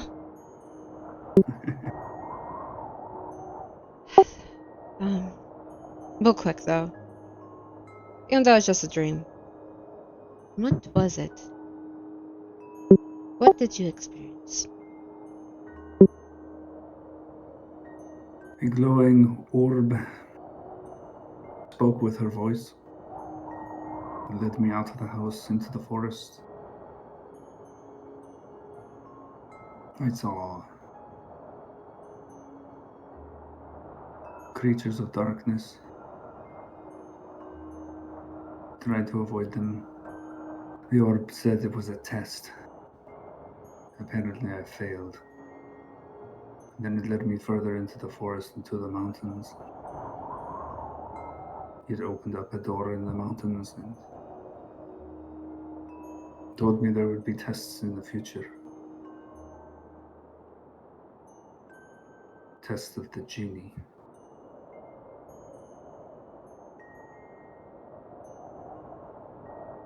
And then I woke up. As you Part of me knows it was real. Maybe the whole thing was real, I don't know. It feels like a dream, but oh, my back really hurt. I was tossed up against the tree. He took the wind out of me. So that enough was real. by one of those monsters you mentioned. They seemed real enough, but also fantastical enough to not be real. It's hard to say.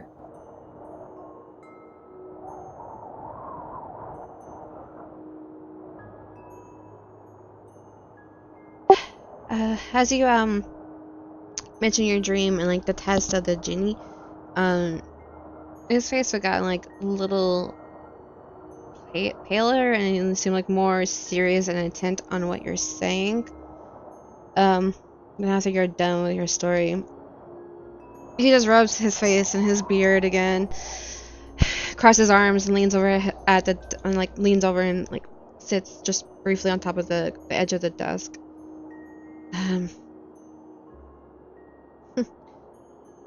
Your mother told me when she just started making her pack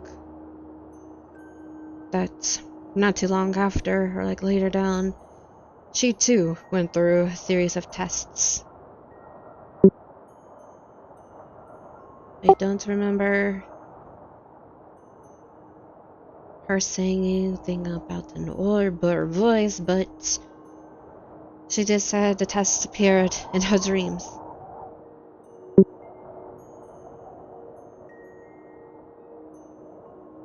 It gives me some degree of comfort, I guess.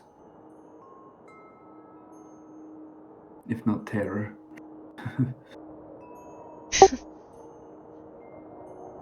Yeah,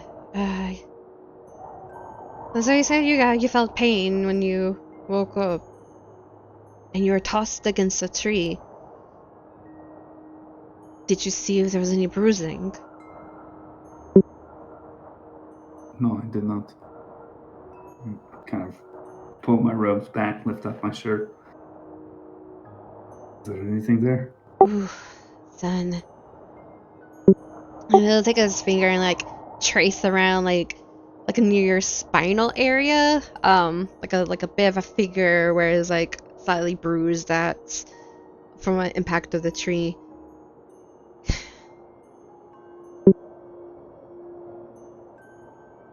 Yeah, well, right there. Your skin's discolored. Like just normal bruise or something else? Ugh, it looks like normal bruise to me.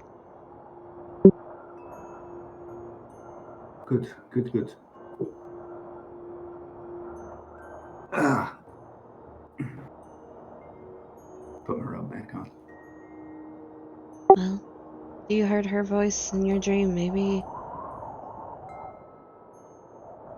And he'll have like a sad smile on his face for like a brief few seconds. And here she is alive.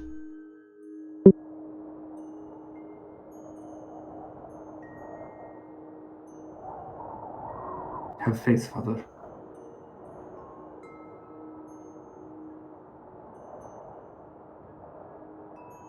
I'll come see you before I leave. He nods. Well, more work has to get done. I appreciate this visit. I'm sorry I haven't been back home lately. You should lean on Sylvanus more, and the other priests in training that you have. You don't have to do everything yourself, you know.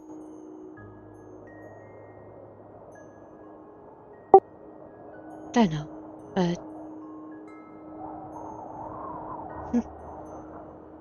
Well, maybe after you're gone, I'll rely on them a little bit more.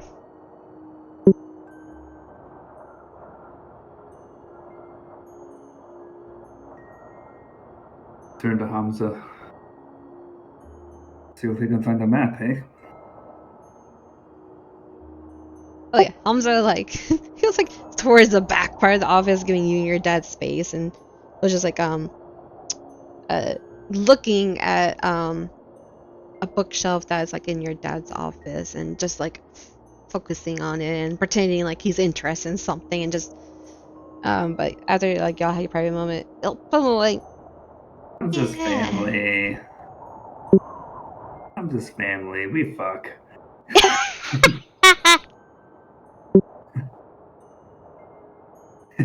Yeah, but you didn't want to interrupt the little cute moment you and your dad were having. But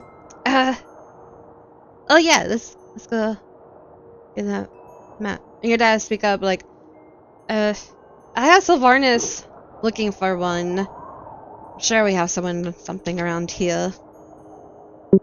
Alright, I'll check in later. Hmm.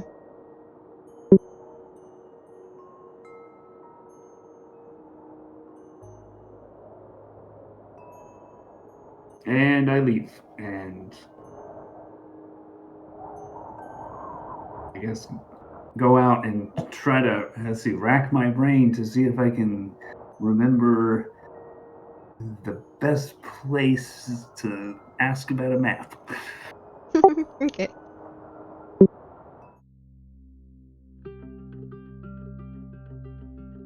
Or just even if I know of anybody who'd been to the capital ever, or to Lordana. Yeah, I'll say there's a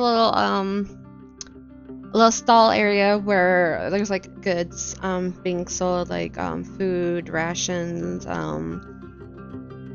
other various supplies over around here. To the stall area. Why is my pink now? Oh, there we go. Oh, I was zoomed way in. I was like, where's my pink? Come on, Hamza, I'll race you. What? What? Hey! I won! You're supposed to go. 3, 2, 1, go! Oh Even with my legs bound, I still beat you. Listen, I'll get you back later. And he kind of elbows you and gives you a wink. Good morning, Pamuya. Yep, Pamuya. Good morning. That's a nice shovel you have. She swings it and rests on her back. I never leave my home without it. You never know what kind of dangers comes approaching. Yeah, sort of like my American Express card. I'll never leave home without it. I'm sorry, is that against the rules? Am I supposed to not do that sort of thing? Dude, I don't care. This is free spirited. It's all shits and giggles. Pamuya, I have been summoned to Lordana. Oh, Lordana, you say? Oh, that's a mighty pretty place. Have you ever been before? No, I haven't. Have you? Oh yes, in my younger days, woo! I had some mighty fine lads there, if you know what I mean. And some females too. Pretty youngins. If only I can go back in my youth. I'll definitely go after y'all too, but I know y'all don't swing that way, but... What about Lord Donna? You said you've been summoned there. Too much information. Yes, I must travel there. I have 12 days to get there. How far away is it? She crosses her arms and thinks. Well, if my memory serves me right, by wagon, horseback, whatever, easily could be maybe about 10 days on foot. Good God. Twice as long? If you don't even rest, I suppose.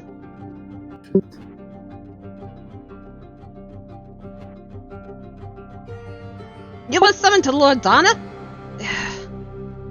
She is... Yeah, she kind of scratches her head. Oh, we don't even have wagons or horses available here. Oh, shit, where could I find one? I can't walk there fast enough. I'll have to. Well, you can go to the town of, that's east of here. But be careful, I think they're experiencing floods around this time of year.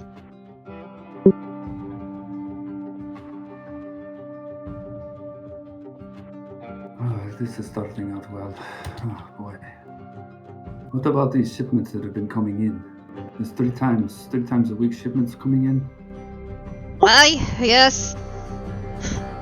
Unfortunately, if I say so myself, but, I think there's one due... She kind of like racks her head up. I think the next one's coming in tomorrow? Where are they coming from and where do they go to after they... Well, the shipment that is coming in tomorrow is coming from the Kingdom of Savari. Where they go to from there, from out of here, I don't not know.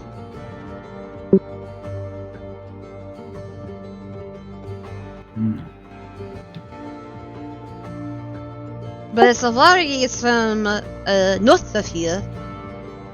Well, a little north east from this part.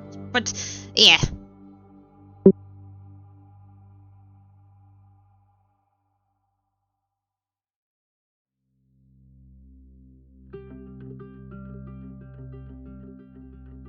What's the name of the next town over? The town east of here. Hold on, let me pull up my map.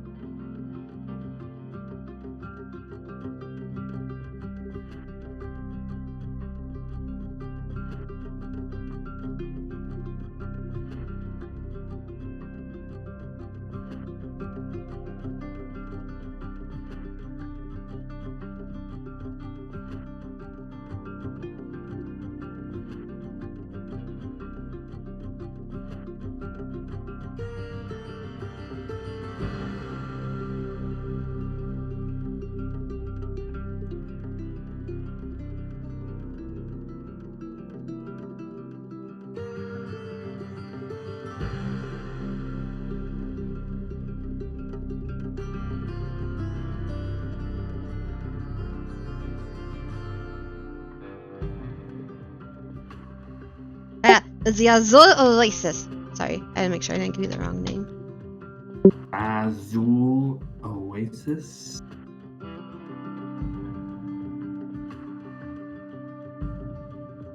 Did I get that right? Zazul Oasis? Yeah, I'm typing it up here real quick.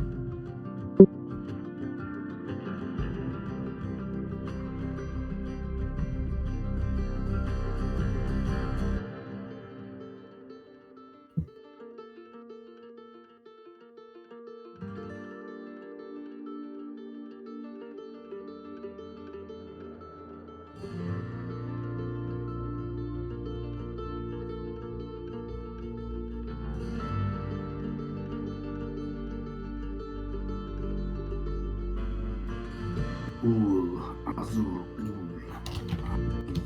Ul. Is it a soft Z or a hard Z?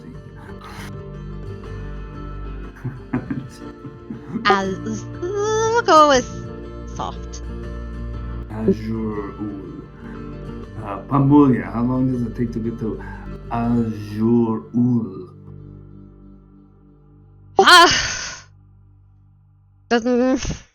On foot?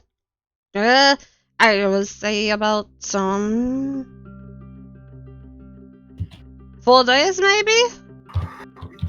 Shit. Maybe 5 or 6, but I would say around this type of seasons for them, since they're probably experiencing a great bit of flooding, most likely,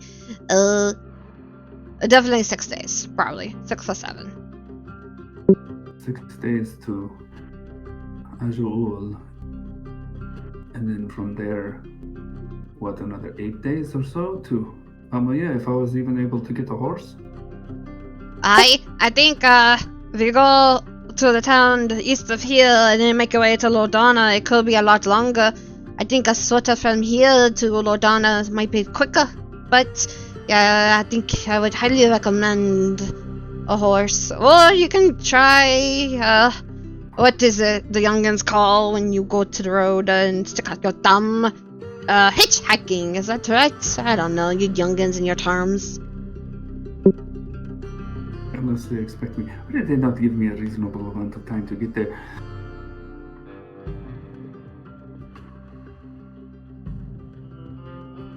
And then you said there's no horses in town. I know. And I would say, relatively like horses here or like wagons, it's not really. There's hardly ever been like horses or any sort traveling animals or things like that. Mostly people who settle in here, they tend to rarely, if ever, leave. Majority of these people are tied to this village, the orders of the kingdom, except for your enclave. Your enclave has a bit more freedom, but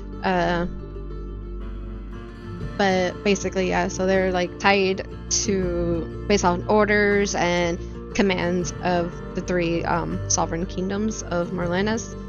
And yeah, that's about it.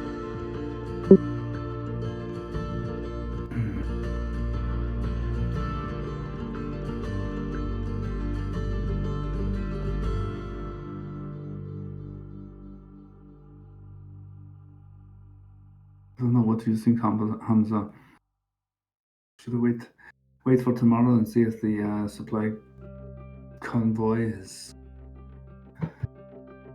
heading in my direction?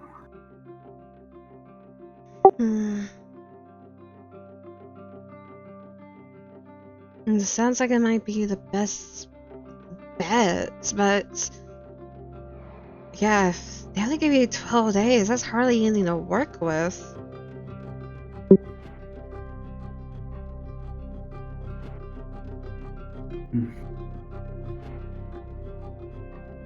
He's just scratching at his head and he's looking like he's deep in thoughts.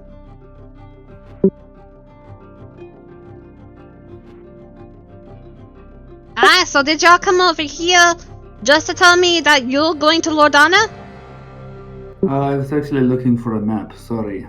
Do you happen to have a map of the area, a map of the road to Lordana or anything like that? Yes, I think I should. She goes and like look in her stalls, peppers, move some stuff around, some boxes, some crates. Aha! Yes, I found this one. It's a little tattered though, but 4 silver?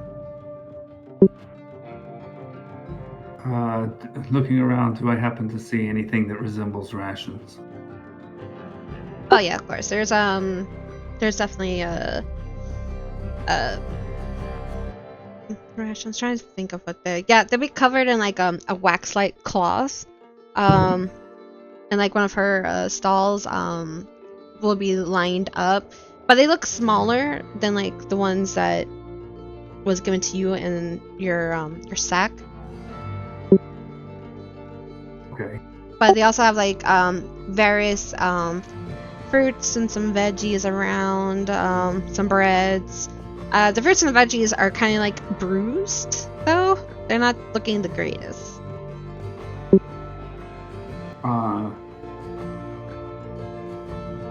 Omoya, I would also like to get maybe 2 days worth of food for the road that would last. 2 days. Okay. Well, and she'll take a like move her hand. Oh, well, this ration here has pork jerky, and this ration here has oh, what is it?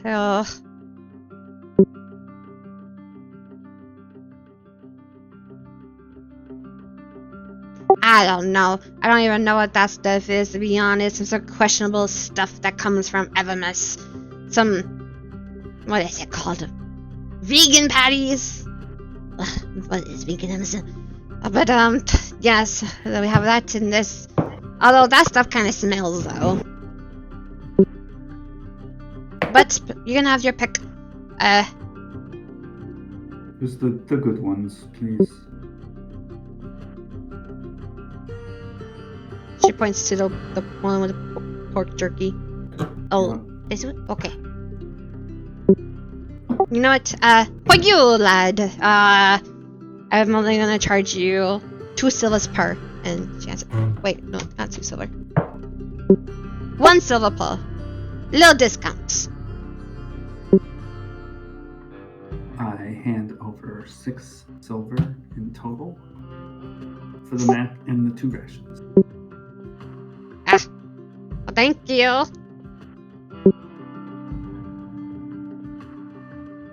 Thank you, Pamuya. I look over the map.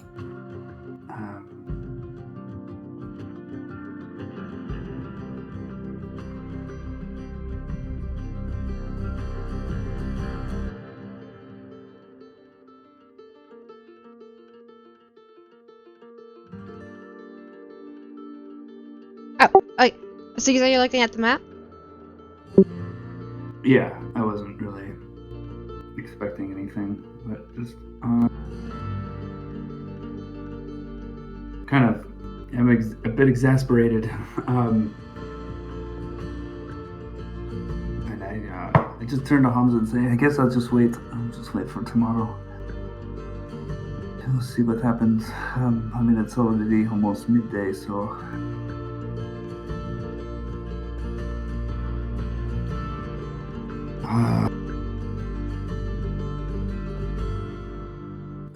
From my time doing training missions with the guard, I guess, do I know someone there that I might talk to?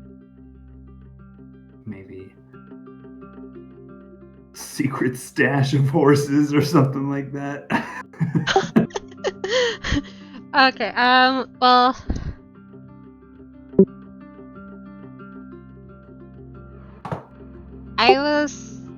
okay, well, currently, well, you also will hear this, from where y'all are at during this conversation. You will definitely hear, bows being shot off,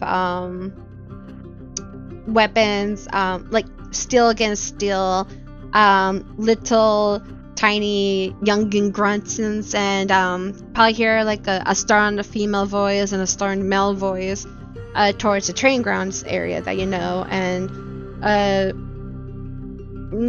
typically you would know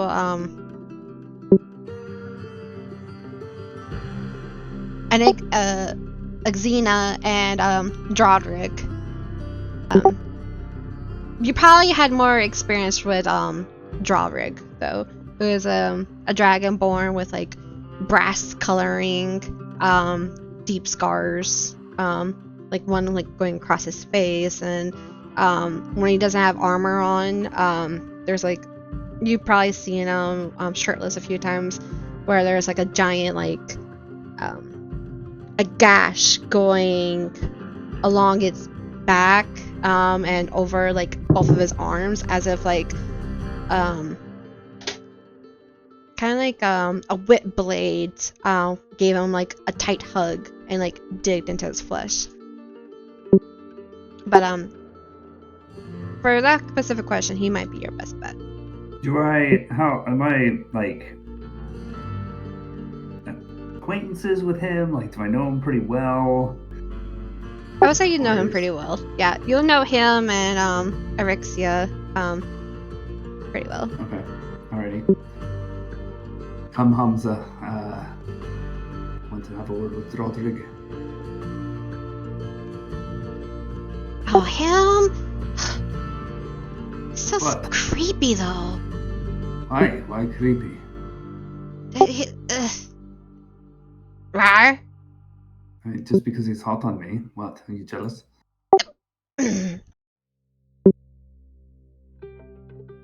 No, he's just and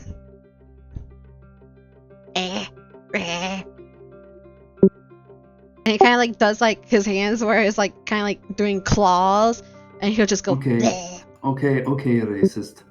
Okay. I not Enough. racist. I just don't like him.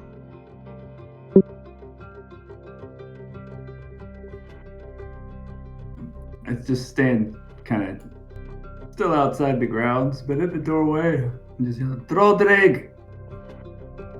And wave. Whipping around like this little air, like this little entrance way, one of many.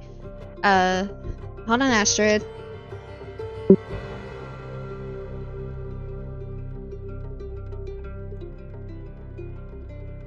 Sorry.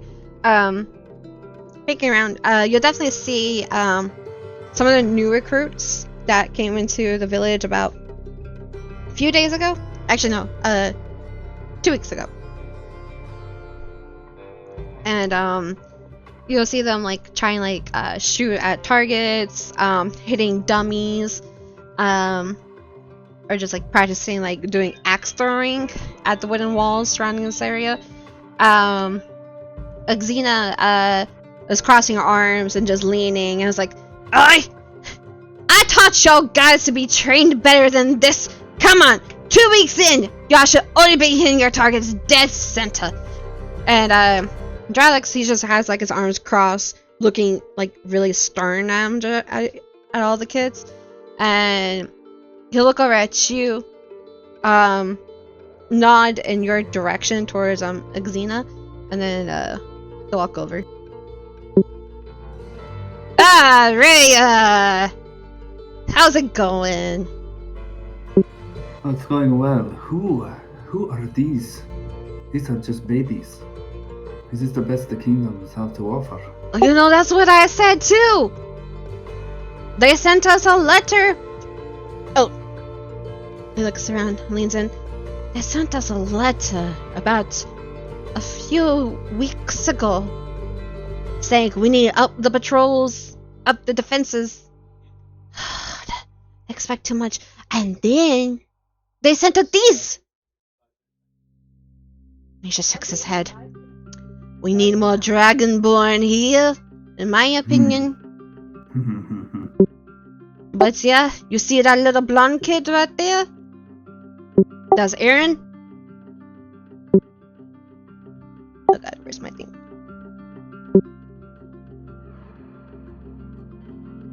Yonder comes from Savari.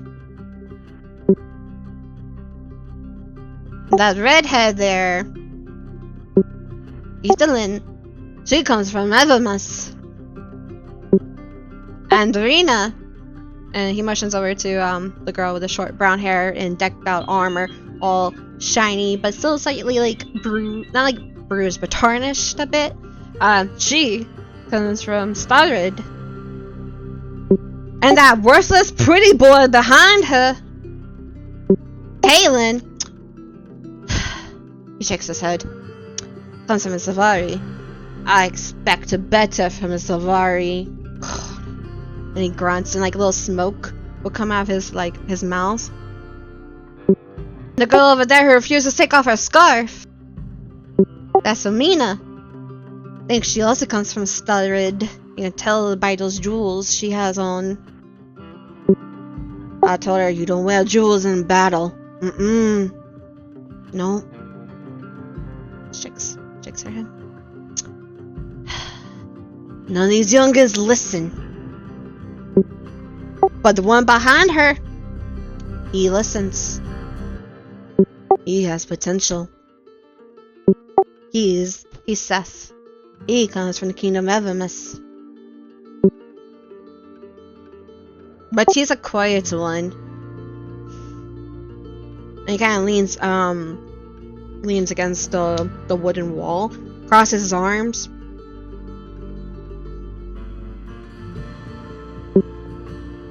It certainly looks like you have your hands full.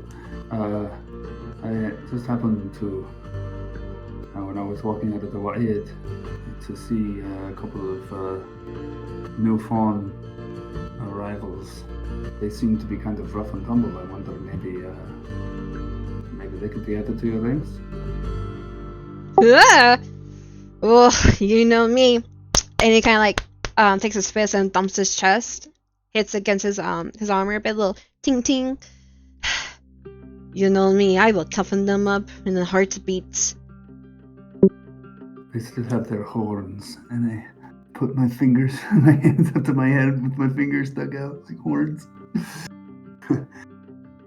Anyway, I have a question for you. If you had to get to Lordana in 12 days, how would you do it? 12 days? Gosh.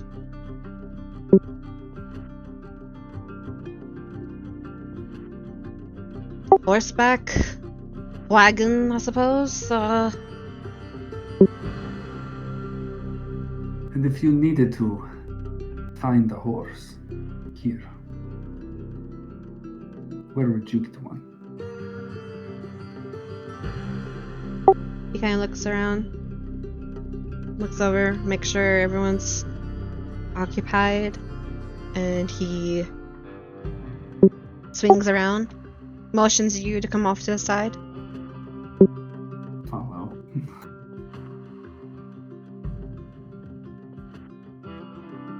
Hamza is just gonna stand off to the side, but lean against the wall and just kind of look.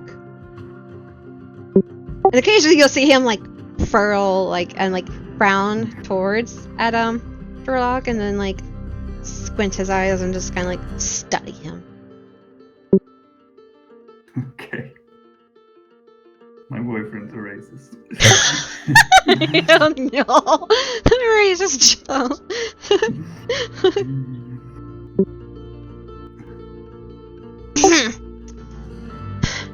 He looks around, looks back at you, gets in a little bit closer.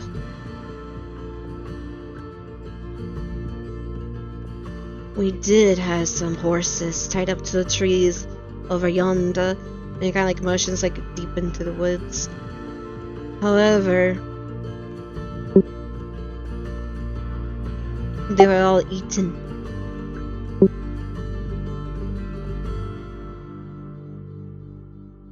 I don't know by what either.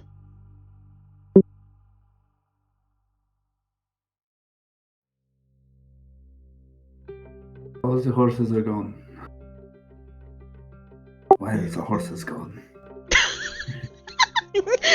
For that, you get inspiration. You get DM inspiration. This one does not expire, by the way. Yay! Oh god. Fucking love Jack Sparrow. Well, I just flashed the bracelet at him and say, I have to get to Lordana in 12 days. Well, I mean, I don't know if it's a have to get there in 12 days, but tug on the bracelet a bit. I can't get this thing off, and the thing that it came with said I was supposed to be there within 12 days, so I don't know if this is like going to cut off my hand if I'm not there in 12 days, or if it's going to, I don't know, blow up or something. And I seem to be stuck between a rock and a hard place in terms of figuring out a way to get there in time. Do you happen to know anything about the supply shipments, or are there any other wagons with recruits coming in or going, or anything like this? Well, I'm expecting some upgraded weapons and armor from the Safari. Should be coming in tomorrow. I think the trader on that wagon. I made it sound like traitor, but it was trader.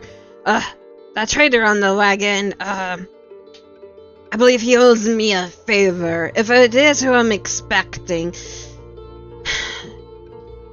and if it is who I think it is, how about I help you? I'll have him take you to Lordana. But in return, and he points to himself, you owe me a favor. Sure. Is that to be collected now or later? Could be at a later date.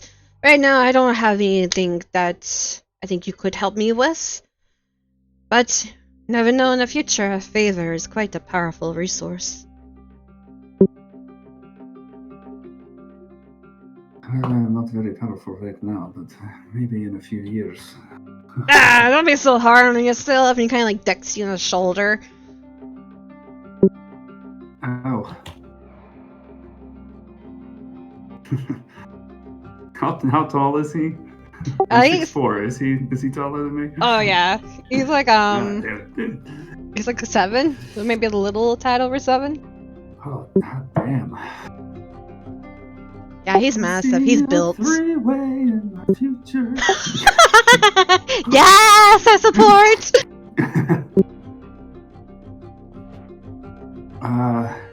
Okay. You're going to be around here tomorrow? Maybe stop by or check in tomorrow morning? Yep, I'll be here. And he points over to the training ground. Morning and night.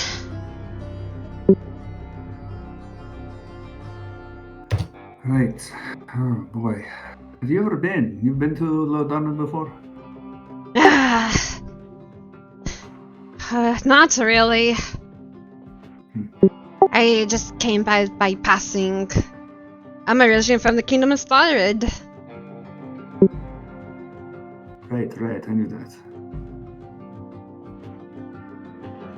No, it's okay. Easily forgettable when you're stuck in this muck of a place.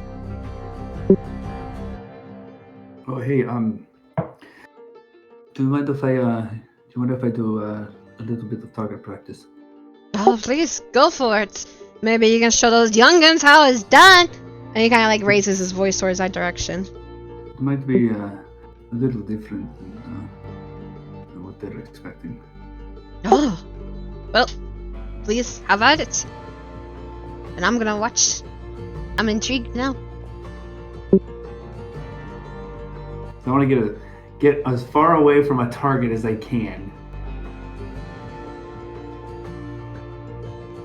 Okay, as you like get inwards, Uxina be like, "Oh, kids, to the corner, to the corner."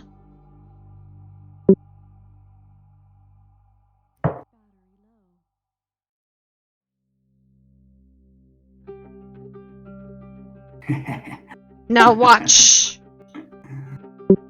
I take the windpipe off of my belt. Point it at the target.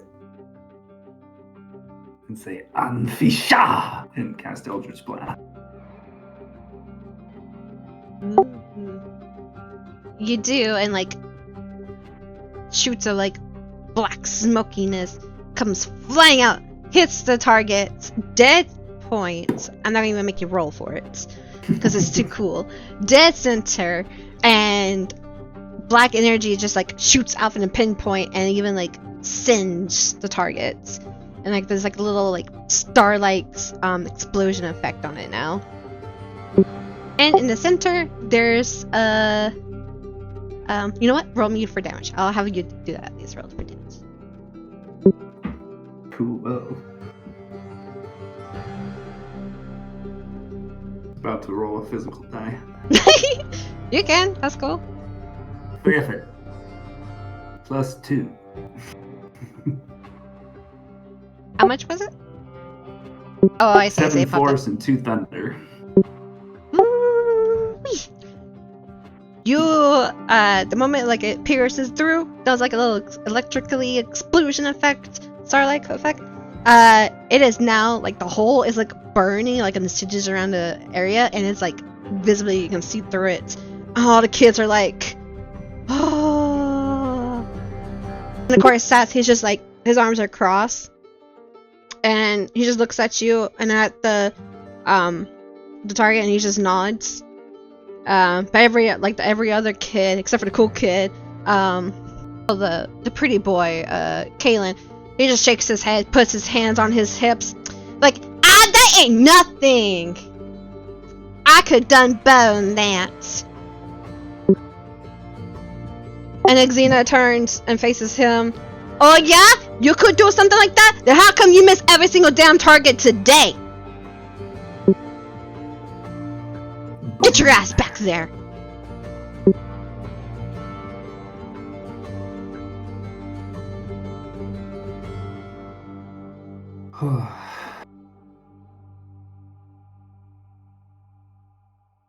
Well, that was good enough for me. Roderick, thank you. Just one? Come on, that was an amazing shot. Look, I gotta patch up that target now, but that was worth it. Come on. You wanna do no more? I'll do it again. Anfisha! Roll for damage.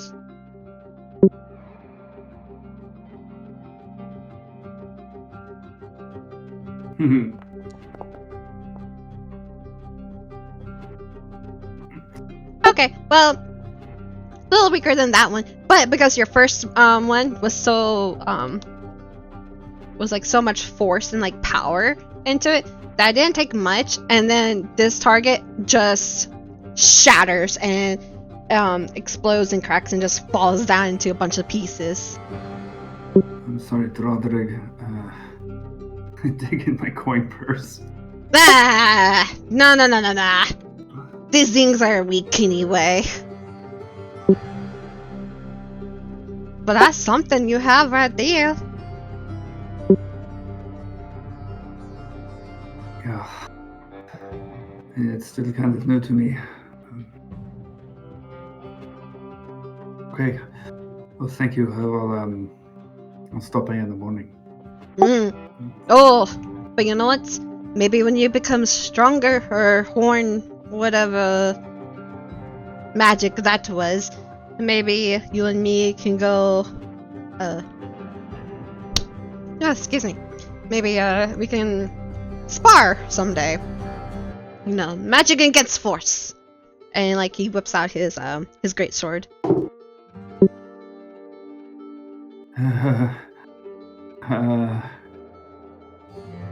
I have a ways to go.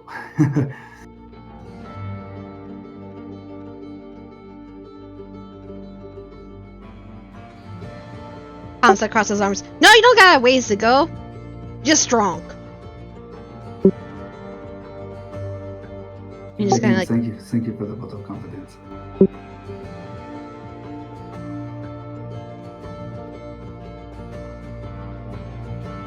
And I just kind of move around him and out, kind of keeping my face toward him. Oh, to Hamza? Or... No, to Rodrigue. Oh. A little bit sheepishly. I say, oh, okay, now bye. Tomorrow! What's this about tomorrow?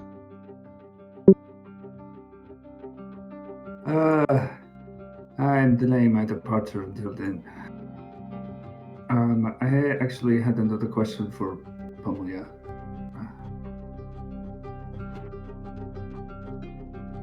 Oh?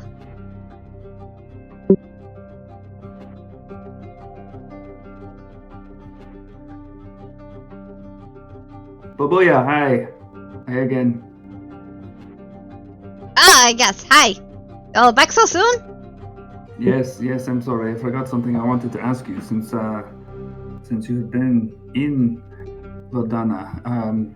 How long has it been since you were there?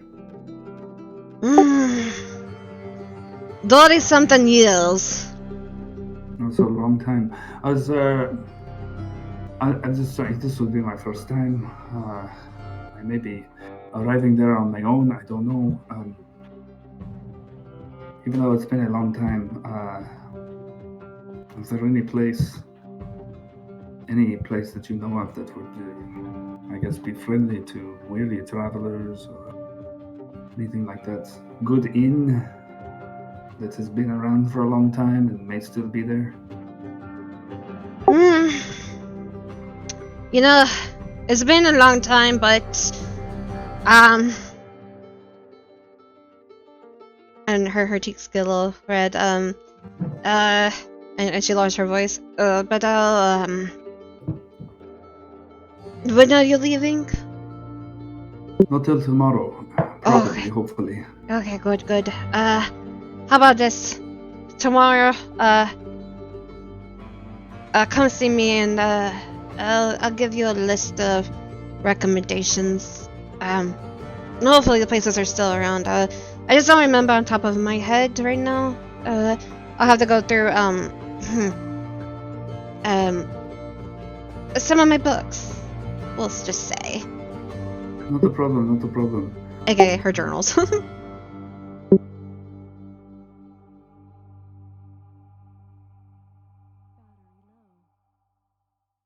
Okay.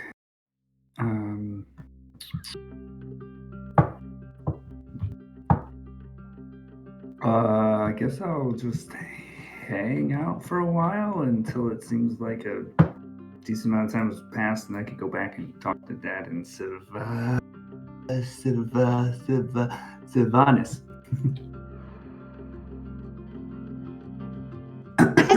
Well, after this brief conversation, Hamza would start stretching. You know, it sounds really good right now. A dip in the hot springs. You wanna join? Or you want to go? Yeah, why not? I mean... Sure. Is it kind of cold?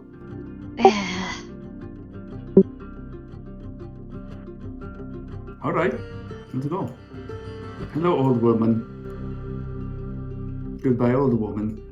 Oh yeah, she should be around here right now. This one's over here now. I will say, oh, I didn't mean to turn him. Oh well. I will say, you'll definitely notice, like, Step closer to horizontal. I know, right? Marbella, she's like one of the, shamans of the village, and, Roderick, he comes from the kingdom, Isavari, and he's like, a mage, sorcerer of the village. Only, just a little, added, information. Okay. So question for you, because I don't know if we ever resolved it. I had a question about the RAM feature and potentially trading that for a mostly flavor cantrip. I think I just say that's okay. Oh, did you saw my message about the language? I did see that. Yes. Okay, good. Which is how I was able to speak in Sylvan. Oh, yeah. Temple. Yeah, ignore my brain.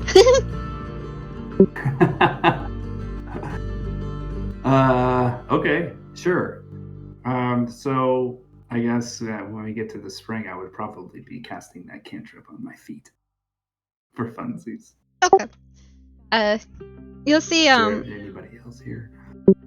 give me a perception check.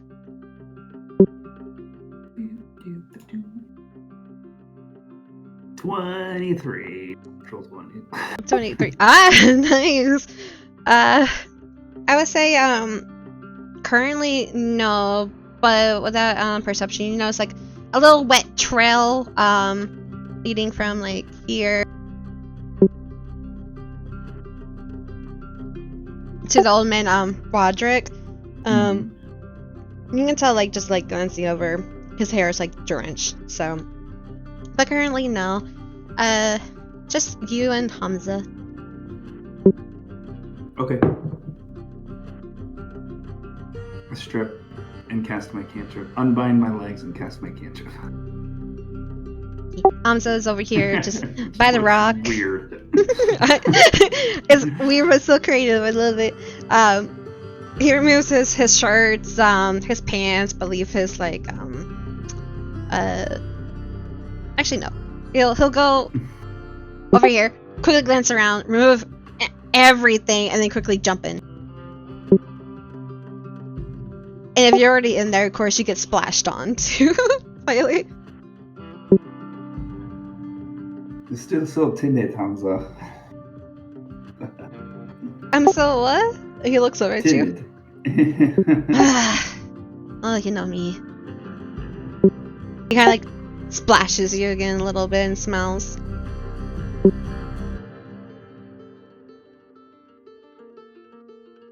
Ah.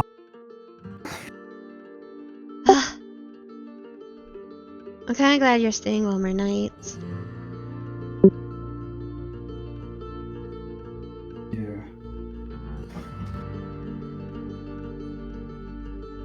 Things are getting weird. How's your back doing? Still hurts. This feels good though.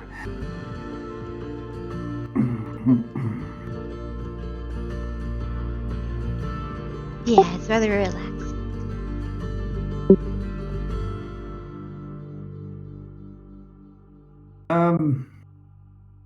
Is there anything like noting what you said before about noticing the water trail? Is there anything weird about the water right now? Magical? Give me a... I'll allow it to either be perception or investigation. I'll do investigate. Intelligence. Ooh, a 6. Where's 20 when I needed it? I know, right?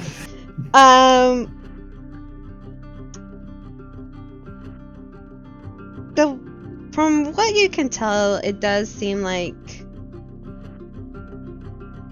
the water is like a little bit refreshing. Feels good, relaxes, and you get a sense that it is doing something to you. I'll just say that. Bro, Hamza, do you feel anything?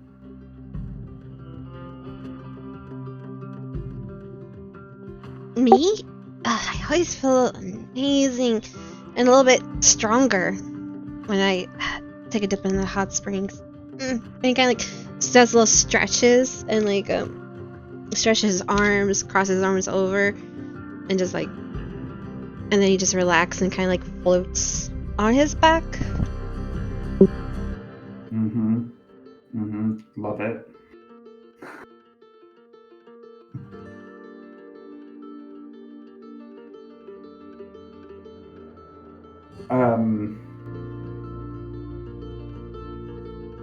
able to sense anything in my own body that feels, I guess, feels different than any other time I've been in this thing? I guess is what I'm asking. Any effect in my, like, is it making my back feel better than I would normally expect? Is it a tingling sensation anywhere? Definitely your back feels more better, and gradually, it feels less sore, especially as you move. And I will say, after X amount of time of spinning, in here, you feel confident, relaxed, a bit more alert, more clarity, and stronger, and yeah. Okay.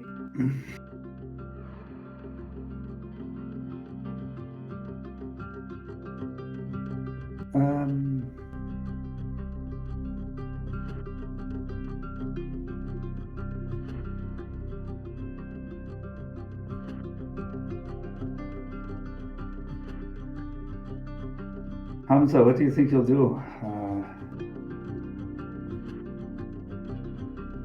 after I leave? I don't even know what Hamza did.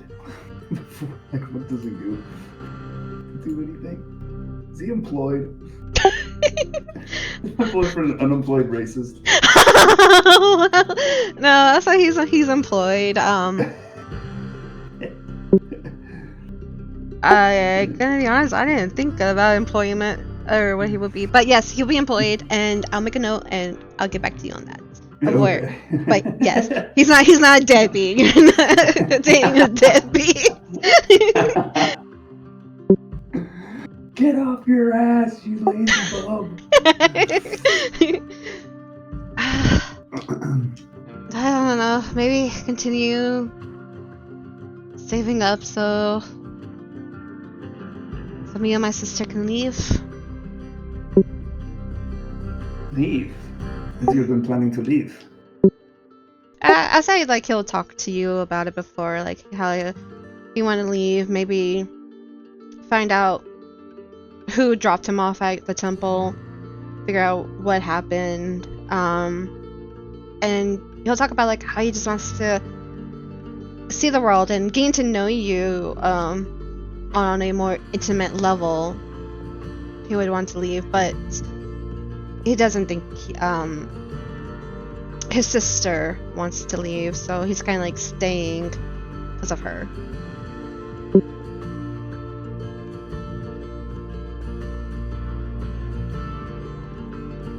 But of course, because of you too, but since now you're planning on leaving, he's been staying back, so he doesn't leave his sister alone.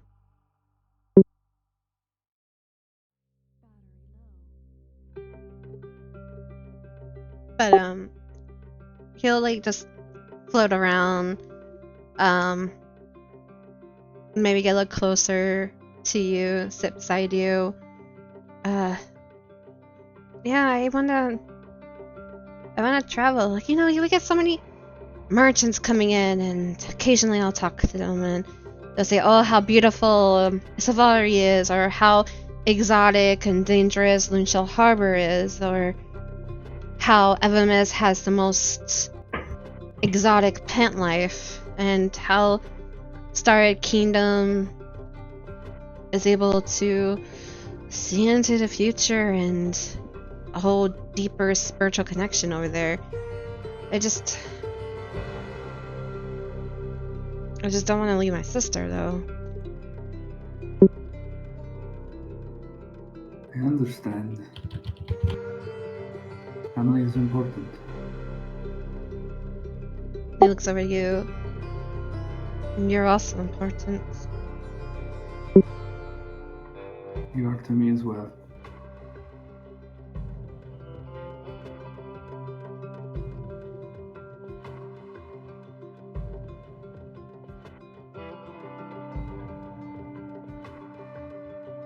You'll tell me about your adventures, right? Maybe even bring back a little souvenirs? Yeah, I can certainly try to bring something back from Lordana. I guess I will come back here after whatever is going on there is done. Hopefully it won't be too long. Or maybe 12 days there, 12 days back. A month.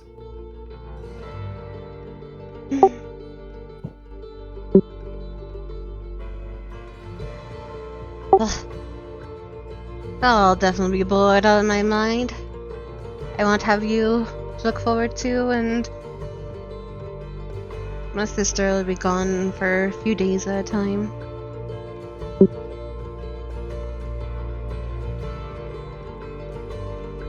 We can find something to do.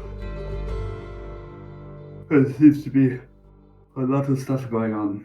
A lot more activity in town lately.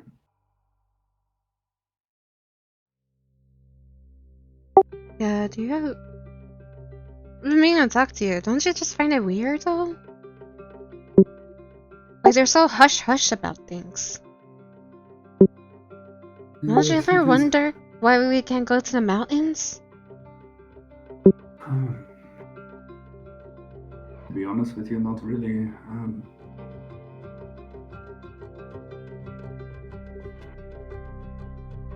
And he kind of crosses his arms. Maybe while you're away, maybe I'll be brave enough. Sneak past the guards. Climb over the... And he, like, points over the wall. Going over there. And... go to the mountains myself. I mean, the patrol always comes back. So, how bad can it be? Hey, if you want to go to the mountains so bad, just maybe sign up. Go with the patrol.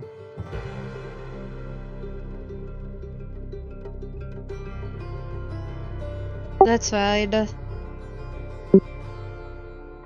he kind of like shows off his muscles. Let's say I'm too weak. And he just giggles. Nah. I don't know. Maybe I will try.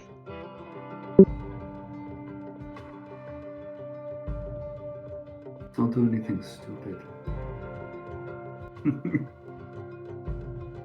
He kind of like looks over at you and smirks. I did you last night, didn't I? Splash water in his face.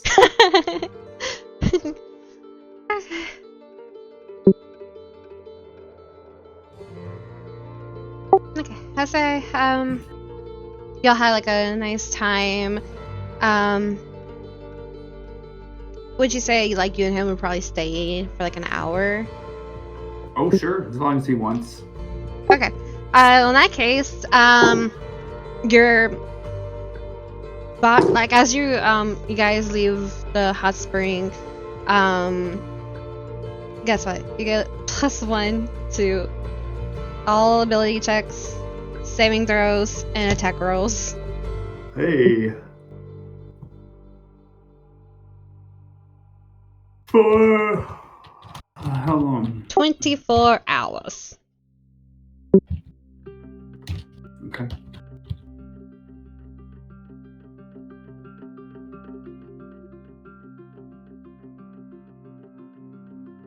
Okay. Can we take a break? Yeah. Oh Jesus, sorry. Yeah, we can. Actually, are you free tomorrow? In the evening for me, so probably about like 5 o'clock my time on. 5 o'clock your time, so 8 o'clock my time. And what time would be the cutoff time for you?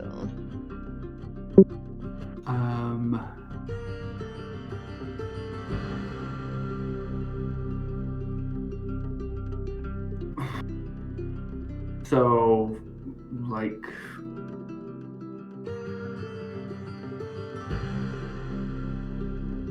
probably like 8. Like, if we could end at 8, that would be good. But I could go longer. Okay, so Okay, yeah, we'll take a break here. We'll get to a certain point because, like always, I underestimated how long this thing can be. So yeah, we'll get to a certain point and then we'll break off, and then we'll finish the rest tomorrow. But okay, yeah. We'll take like a,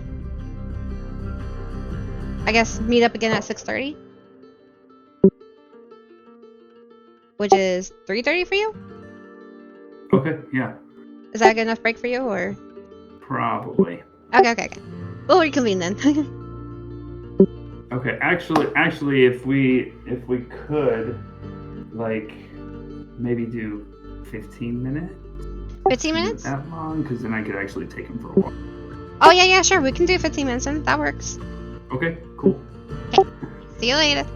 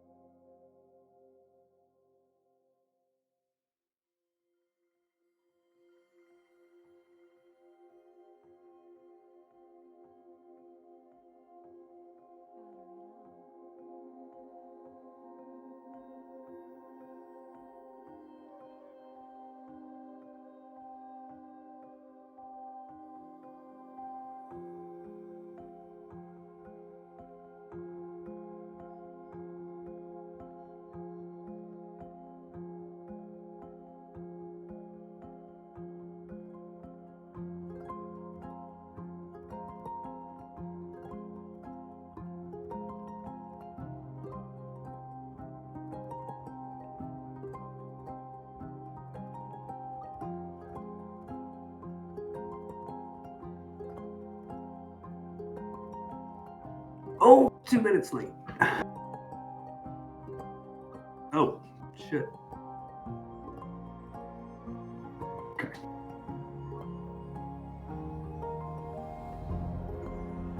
I'm on a tree.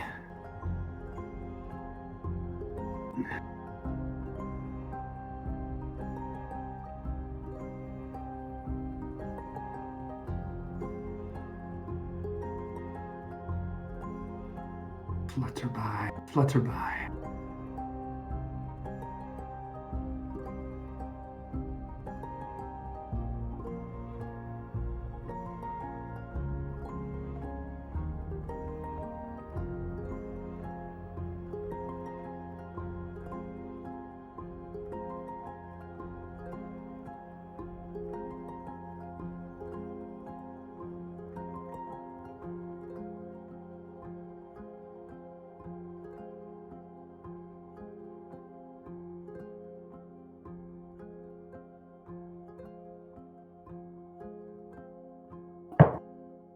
Want to play D&D with me, buddy? Want to play D&D? Yeah. You want to roll to hit? No, you just want to come up in my lap. And then leave. Attaboy. I'll be with you in a bit, pups. You know. Go chew your bone or play with your toy. Yeah, go play with your toy. You want to go get your toy? You want to go get your squeak squeak? You want to get it? Go get your turtle.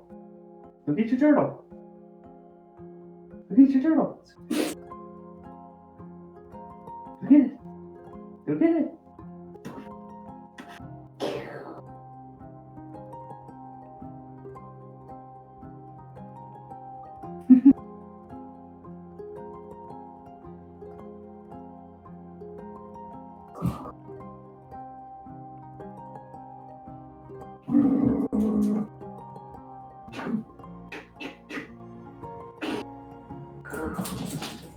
Go get your turtle. Bring it here. Where's your turtle?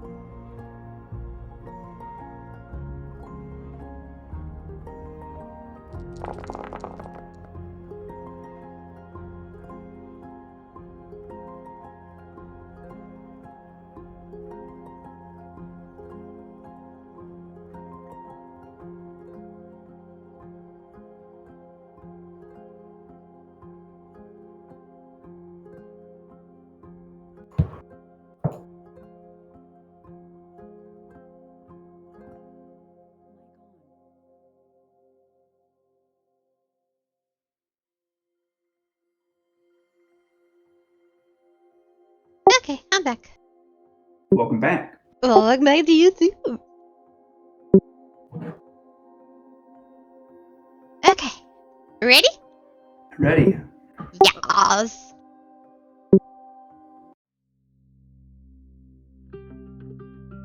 Okay. We left off. Getting out of the hot spring.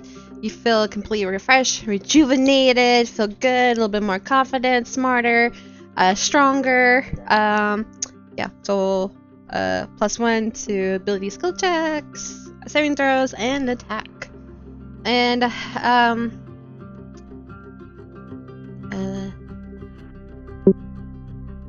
you go. Of course, he'll hide behind the rock, quickly get changed, and kind of like just takes his fingers through his hair, gives a little shake, try to get like the water droplets out of it, as best as he can, the excess water, and then he'll just like smooth his hair with his hands like towards like backwards, just flagging it out a bit to get it out of his face. But I did the same thing with my medium hair. I give it the shake and the fling over the shoulder. Okay. and you said you're gonna make your way over to the temple? Yeah. Yeah, I'll go back there. Check in with Sylvanas and dear old dad. Daddy!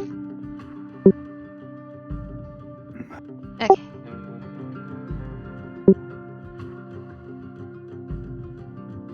Oh, of course he's before Oh, here. I did actually want to, if the folks, if the other fawns that were rambunctious were still hanging around on the way, I would try to chat with one of them or something. Okay, we'll say, this one, on the way back, oh yeah, I gotta move them too.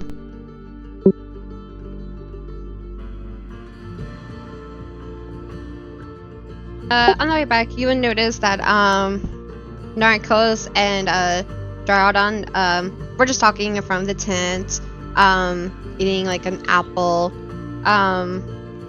Over here, you saw, like, the rambunctious, dad, and what you can safely assume by looking identical, his son, his dad is, sitting on, like, a little porch with his legs dangling out with like an ale cup in his hand, and he's drinking. Okay, and I haven't met these before. No. These people, is that right? Oh, and you would see Zazita, she just looks like she's messing with the well, getting buckets of water out. I'll go But- to this one, I guess. But you'll know, like, Zazita, she's a hybrid. She's like a combination between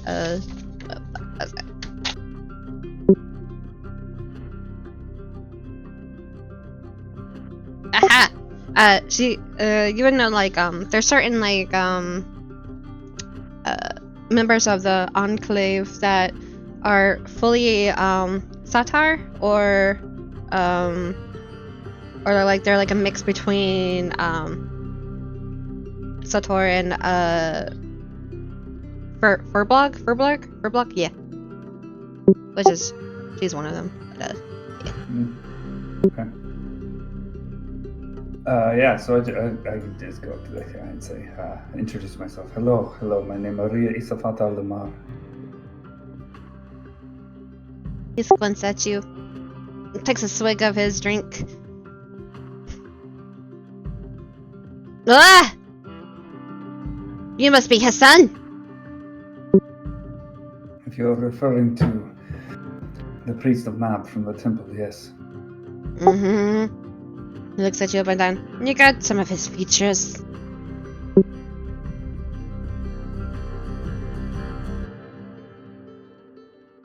Am I to understand that you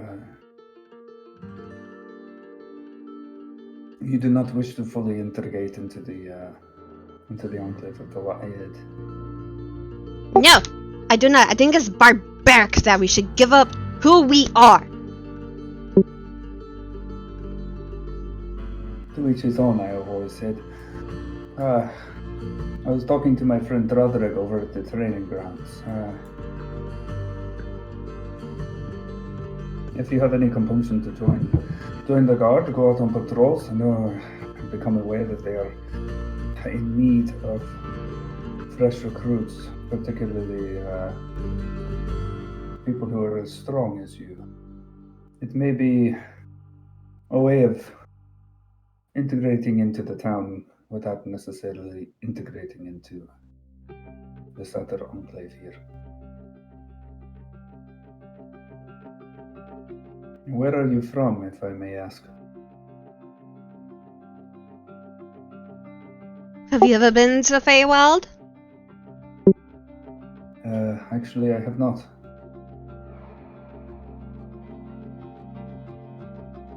Then you don't need to worry yourself. And he just drinks his drink.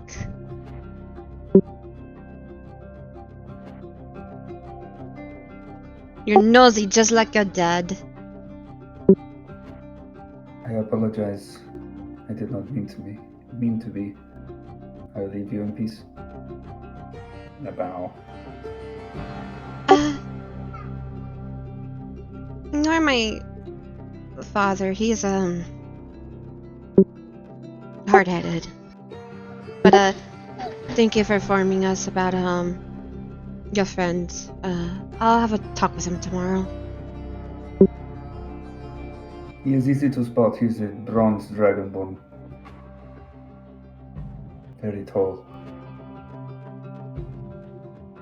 Peanuts. And gives you he's gonna be a little bit awkward, but he sees you like bow already, but he's gonna bow too, but he's like awkward, like, is this how you do it? Is this right? Like, I don't know the timing.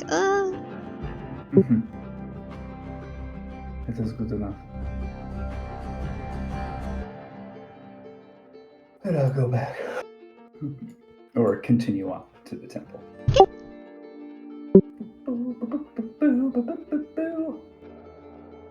Sylvanas! Sylvanas.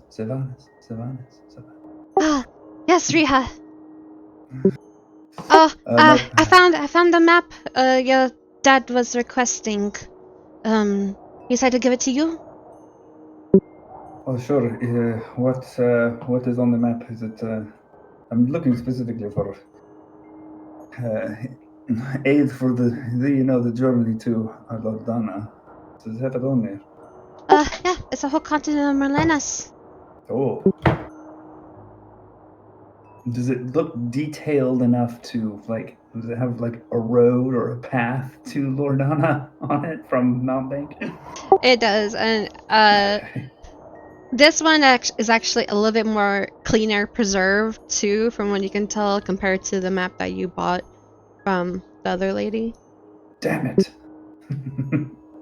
But her map was still readable too. It's just this one's more well taken care of. Got it.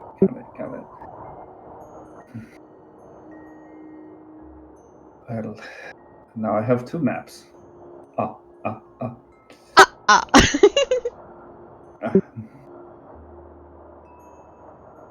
Thank you, Sylvanas. This should be very helpful. How's my father? He's still good. I just brought him some tea not too long ago. Still working away, seems like. And then around this time, you'll notice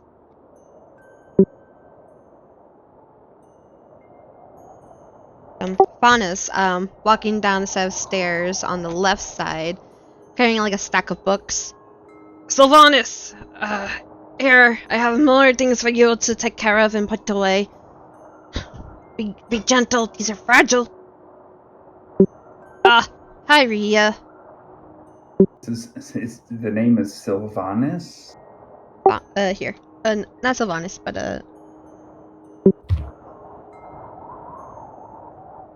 it sounds similar, but it's Faunus. I like it.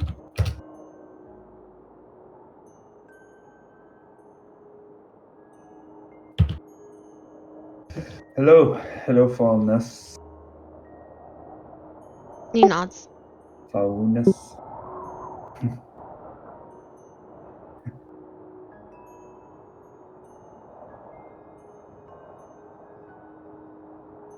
Sylvanas, you should get back to work. Unless you still have... And Faunus looks over at you, a discussion still for him? I was just giving him a map that his father requested for him. But I'll get back to work. And he'll take like the stack of like it looked like a palette of like aged books, like torn leather. Some of like the edges of the paper seem stained, and torn in certain parts. Or like there's some like chunks missing, but definitely seem like very, very old materials. Old book. Old. Okie dokie. I guess I'll go to my dad's office.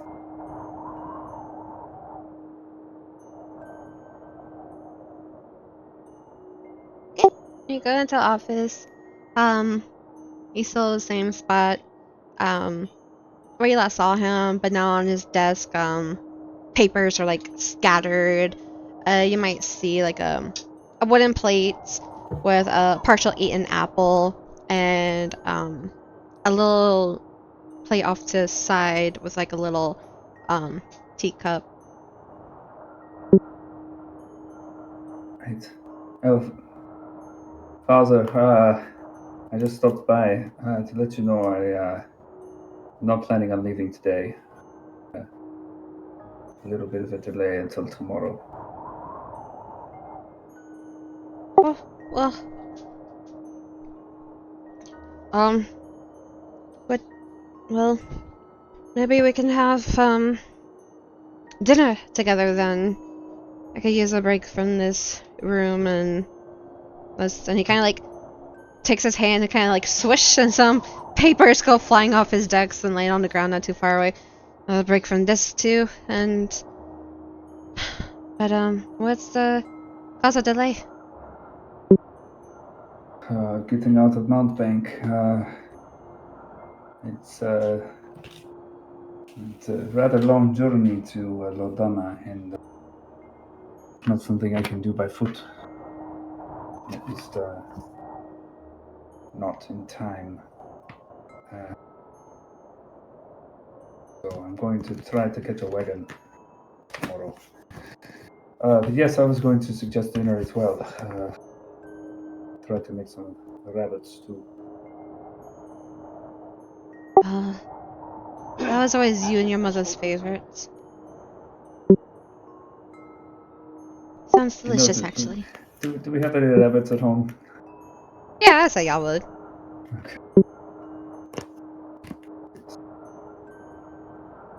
Okay. Don't stay too long. We'll eat at our normal time, whatever that might be. Yeah, I'll be back. I'll be over there. Okay. One more thing. Is you kind of hand out these things as little books. I think they're like little prayers to Mab, like devotional thingies. Do you happen to have one of those? I would like to take one with me. I think so. And you see him like go through his like his drawers off to his side, open a few, you hear like a little ruffling sounds coming from them as he's like push objects away. And then he goes, I have a few here, you only want one? Yes, just one, thank you. Okay. And he hands you the booklet. Alright, I'll see you home later.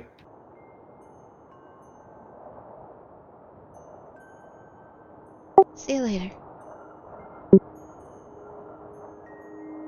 Go home, and I start making dinner. It'll take a while, I guess. Yeah, do you want me to just speed us up, or do you want to do like a little role play with you and your dad and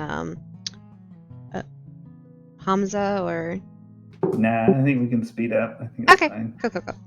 Okay, so yeah, it takes a while to make like the rabbit stew, but Hamza helps you. Then like towards like when dinner's getting done, your dad arrives. He goes freshens up. He will tease at you how the place smells like your smokes. And then you might hear him mutter underneath his breath he's gonna miss it. But then like y'all settle and have a nice meal. There's laughter, conversation. Your dad probably seeing how it's last night would pour some good ale, and y'all three would have like a nice conversation. Then Hamza towards the end of the meal, probably like show a little concern that the scouting parties haven't returned back today. But What was supposed to happen? yeah,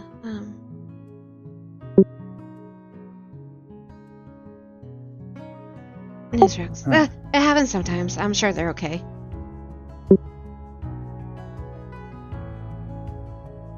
We could go check in with Drodrig. There it is. You want to go check in with Drodrig?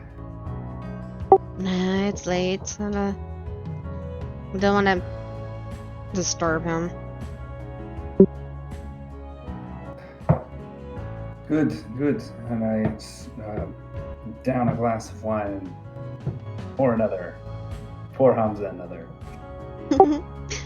Yeah, I'll say definitely y'all three, including your dad. Your dad's probably got a little bit more relaxed, a little bit more open demeanor with him. Probably would definitely drink to the point where he might be a little not fully drunk, but more like getting close to it.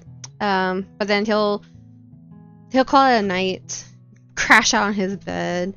But you and Hamza will continue drinking, and then Hamza will be like, "Oh, yeah, aren't you gonna try and do that thingy, the and he like kind of like fingers his takes his fingers, kind of like wiggle them in the air and like maneuver into like kind of like shape it out to like your genie vessel kind of thing."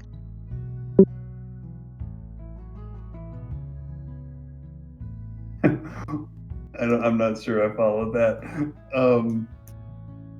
You mean?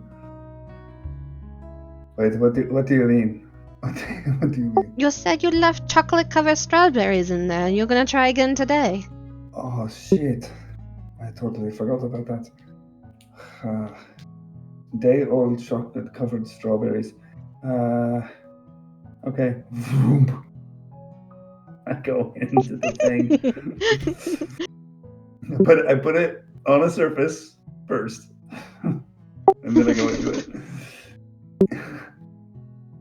and retrieve the chocolate-covered strawberries and back out. Oh gosh, I don't think I'll get used to that. Does it feel like anything? Like, do you feel your body going to like smoke? No, it's I mean it makes me a little bit dizzy. But it's pretty instantaneous from my perspective. God, you should see that place on the inside. It's so big. It's crazy. Oh really? It's like it's bigger than this house. His eyes get wide. That's impressive. And yet scary. There's hardly anything in there. There's hardly anything inside though. So, What do you have in there? just some pillows, a chamber pot, Nods. and some tea and stuff. That's it. Yeah. And water. Apparently, I have lots of water. Ah. Okay. Oh yes, yeah, that's what I said. I said I had been preparing for this trek, and so I put a bunch of.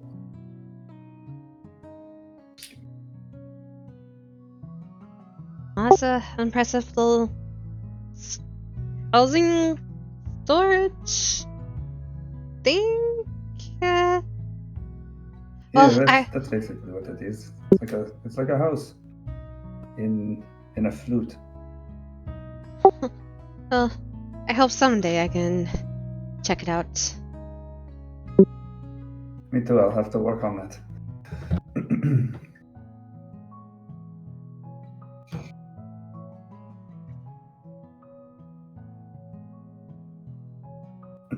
Anywho, let's go to bed.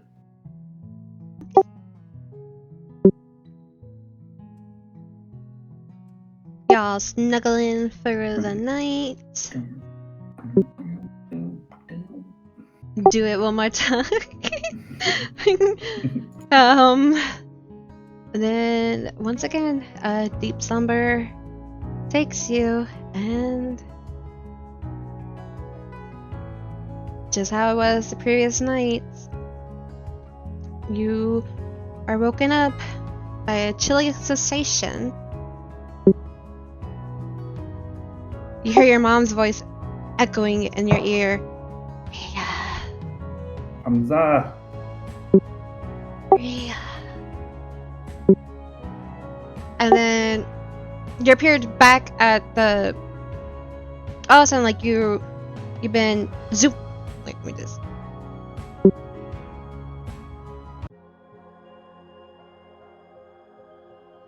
You're back at the woods. Oh, not the woods. You're back in front of the little the mountains where like the two met up form, and like the door. The door is wide open.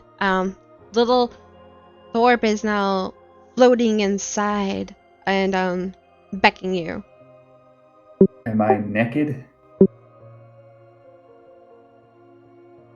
No, you're wearing what you had on last night when you were here. Okay.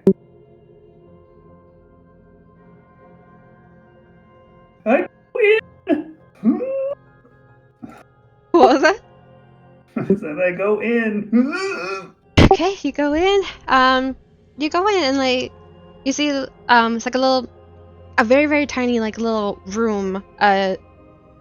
Not much space, and the ball is just floating in front of you, and then it glows brightly and becomes blinding, and the light pretty much engulfs you, and you get like a cold chill like caressing your skin and your body, and like kind of like freezes up a little bit. And then all of a sudden you hear your mom's voice. Open your eyes, Riah. Yeah.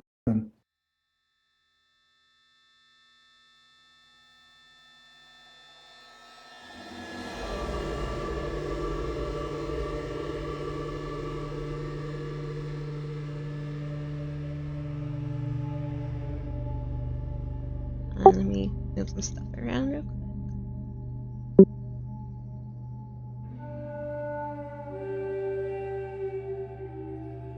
Okay. So you open your eyes, and your eyes kind of like water a little bit. It's still like really bright, but then like the brightness calms down, and glancing around, it seems like you were transported into a stark white stone chamber. Directly in front of you is, well, not directly in front of you, but off to the side, is a white table with a single bottle resting upon its surface. Gazing around, you notice directly across from the table is a statue of a female wearing a cloak and her mouth open wide with her tongue sticking out. Glancing around, you notice on the other three side walls, it's like a stone, expressionless face, and their mouths are currently formed in a perfect O shape. And underneath the female statue is like a placard.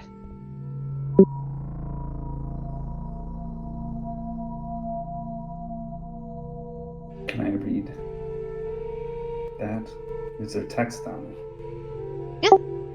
Moving up to it, there is a text. It is in Sylvan, but it translates to, "In the hall of shadows, where secrets lie deep, a girl of stone in silent sleep. Beware of the drink it darkness seeps, for within its depths a secret it keeps. To awaken her the risk is dire, a choice you make, beware the fire."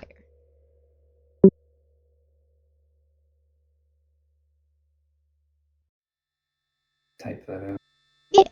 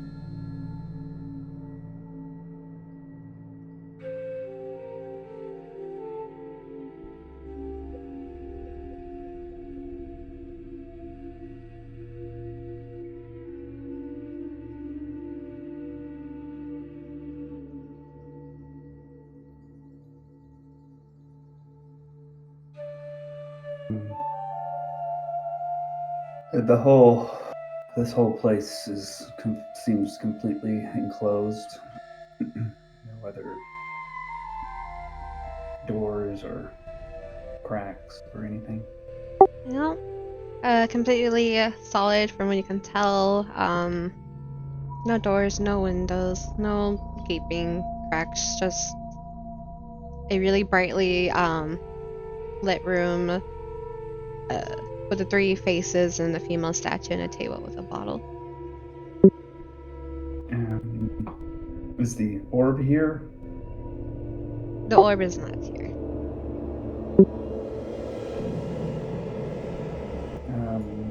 These three south, east, and west statues all look the same. Mm-hmm. Yep. Expressionless faces.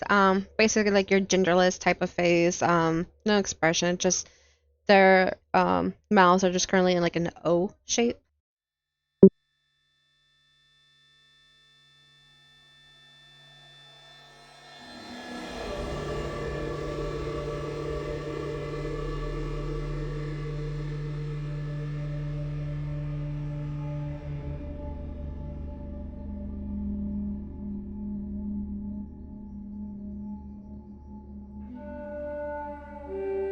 I'll step up to the table and inspect this bottle without touching it.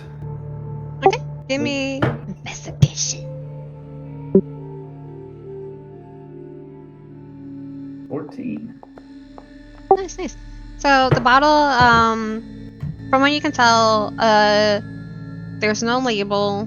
The bottle itself seems like it's made out of stone, and there's like a little cork on top of it, but the cork also seems like it's a stone too. But there's no like markings or anything. I will try to lift the stone cork up. Just a little bit. The cork itself. Yeah. Okay. You put Astrid, not now. You put you put your fingers on the cork and try to like lift it. But it seems like it doesn't seem like the cork gives much give. You guess since that it's connected to the bottle, like maybe it's not. Wait. Just won't lift out. Yeah, like you might have to use a little bit more force. Okay.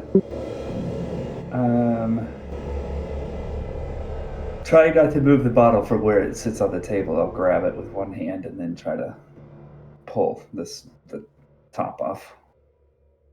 Okay. You're able to do it. Yeah, you hold on to the bottle pretty good. Doesn't move or budge. And with more of a grip from your other hand, the cork does get lifted up. But any smoke or anything, any kind of visual coming out of the bottle? Coming out of the bottle, no, nothing. Are you gonna look inside of it or? I will waft, like move my hand so it wafts the air toward me, just so I can try to sniff it. See if I smell anything. You do that. Don't really get a smell. It's kind of like odorless. Okay.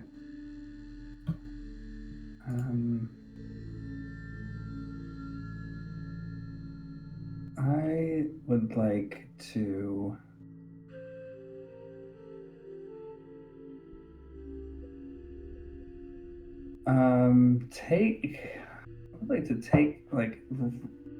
rip a little bit of fabric from my robe.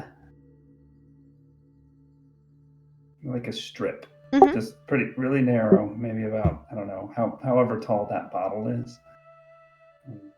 Make it about that long, and then kind of dip that down into the bottle, and then lift it back up. Just holding it over the bottle and see what I see. Okay. You do. It's about, let's say, like 5 inches is good enough. You dip it in. Definitely seem like the fabric kind of like seems like it floats a little bit, and then like you pull it out, and as you're pulling it out, it seems like it got a little bit heavier, and it's drenched. Doesn't seem that color.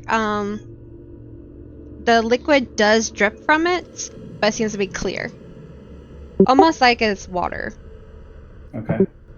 I will move the thing away and let it drip on the table a couple of times. Mhm. And then kind of hold it up to my nose again and smell again. Smell anything? No, odorless still. I'll drop that on the floor. And then take my pinky on one of the drops on the table and just barely touch it. My pinky. You touch it. No, like abnormal sensation. Just seems like a wet, liquidy texture. Doesn't burn Okay. or feel like anything cold or anything like that. Okay.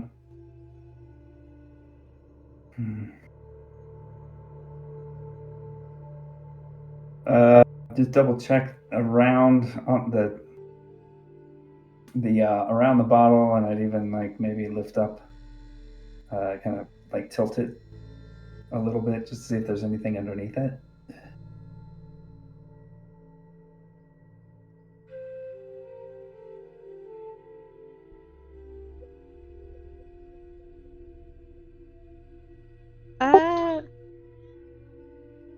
You check underneath it, but there doesn't seem like any abnormal markings or like anything indicating like a. It's just like basically it's like it's just a smooth, soft surface. No like weird indents or cracks or crevices or weird markings. Okay. I will take the bottle.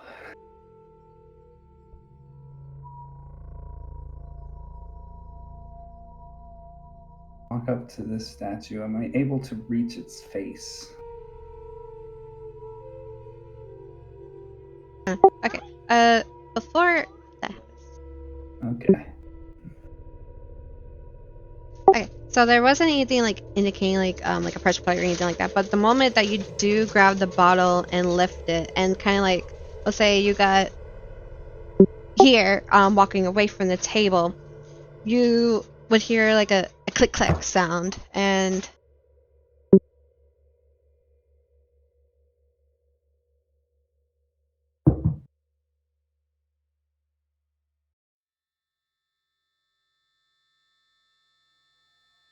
And then the three faces surrounding the east and west and south wall is like their eye sockets and their old mouths shoots out fire, and quickly the room starts filling up with smoke and abnormally large heating sensations surrounds you. Immediately you start pouring down sweat, and then you hear a deep grunting voice. Drink it. You know you want to. Isn't it hot in here? Quench your thirst with it. Is the fire from the south touching the table, or is it like well above it? It's well above it. I will rush back and put the potion, or put the bottle back on the table where it was. You put it back where it was. Nothing changes.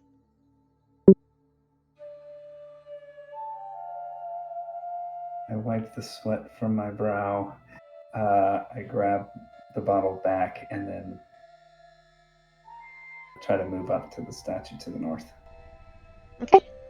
As you move, it seems like it's taking a lot more energy to move. So your movement is seems like it's been decreased. But as you try to get further away, as you try to get closer to the statue, you'll hear the voice echoing in the room again. Drink. You know you want to. Drink the bottle. Isn't it getting hot in here? Quench your thirst. Do I recognize this voice? You want to give me perception or investigation? Oof. 10. Yeah, fortunately, no. Just sounds like a more manly, deep voice.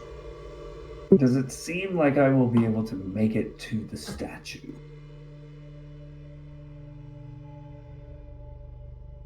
It does seem like you could. I'd like to do that, and if I can reach up to face the tongue specifically, what I want to do is just like put my fingers over the top of the bottle, upend it, so my fingers are wet, then reach up and put whatever liquid is in here on her tongue, but just what's on the tips of my fingers, right? I'll keep a note. So say when you get back here, the voice echoes again. Drink! Drink the water. Drink it. It'll quench your thirst. And at this point, your body does seem like it's on fire. It's hot and it's hard to focus, although you're keeping a clean visual on the female statue and having that specific goal in mind. You start looking at the bottle, and it seems really tempting to you. And I need you to give me a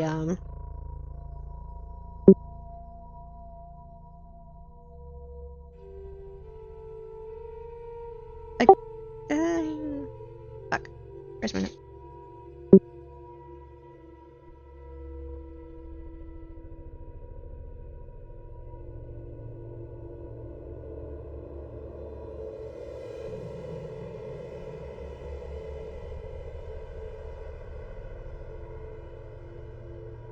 Just give me an intelligence saving throw. 7. Oh no, I got my.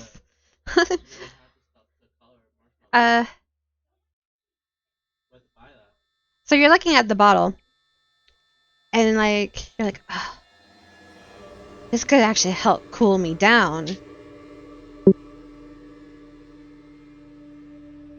And you put the bottle to your lips, take a sip, and put it away. Yes, yes. Drink it.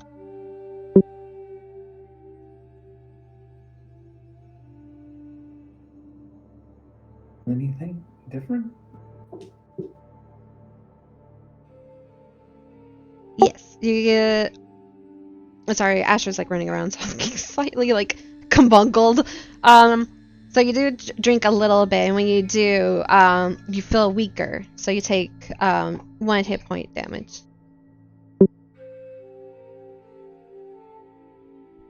Yell out, "This did not quench my thirst." And I'm guessing you're gonna push forward? Yes. Because you need to drink the whole thing. Drink, drink. Harmed me when I drank. Reveal yourself.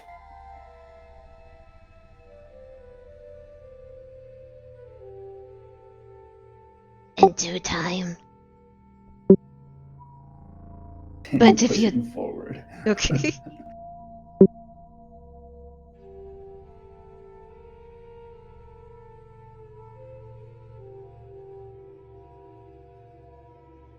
Okay. As you're getting closer and closer, you start to feel like your mentality is starting to fade. And you look at the bottle again.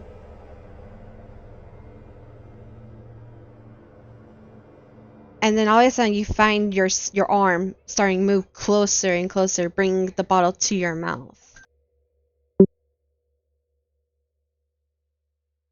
Try to steel my mind against it. Drink the whole thing.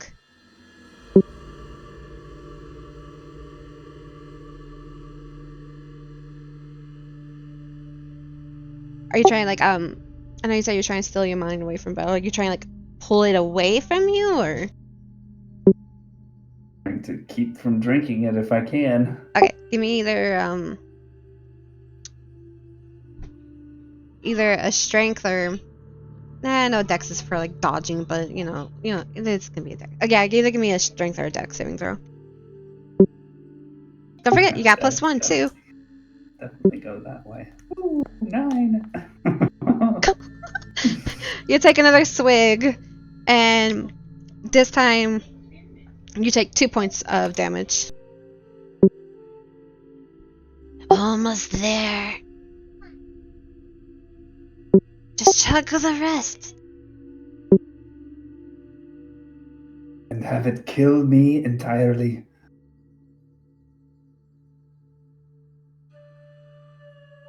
Your words of encouragement are false. I'll continue on my previous path. Okay. Well, this time you get to the statue, and just right when like you're remind me, you were putting it on like your fingers and you were touching the tongue, right? Yes. You do that, and it seems like it got a little cooler in here, but it's still really, really hot and unbearably. And you hear the voice again. Don't waste it on stone. It belongs inside of you. I will repeat that process to see if I get the same effect, or like maybe try to dribble it a little bit more and quickly put it up there to see if maybe that effect is heightened the second time around. Yeah. You drip a little bit more, and definitely gets a lot cooler. I will immediately shove that bottle up into her mouth. Okay. So as the voice was doing a speech like it did, you quickly, without hesitation, just poured the remaining liquid all over her tongue that was sticking out, and the room immediately gets cooled down, and bright lights once it appears once again of the orb floating around.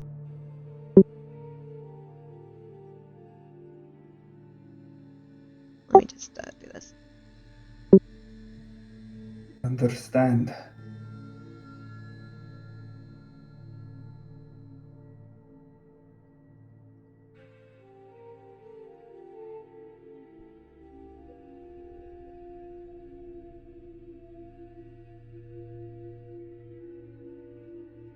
The orb light appears briefly like behind you and dances around.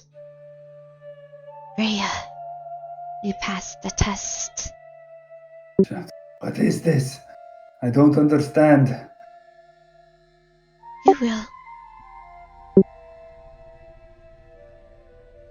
And with that, the light surrounding this orb pulsates again, engulfs you and this room, blinds you once more, and then calms down, and slowly you feel like a cool, smoky breeze surround your body. Slowly opening your eyes, you glance around. You're in a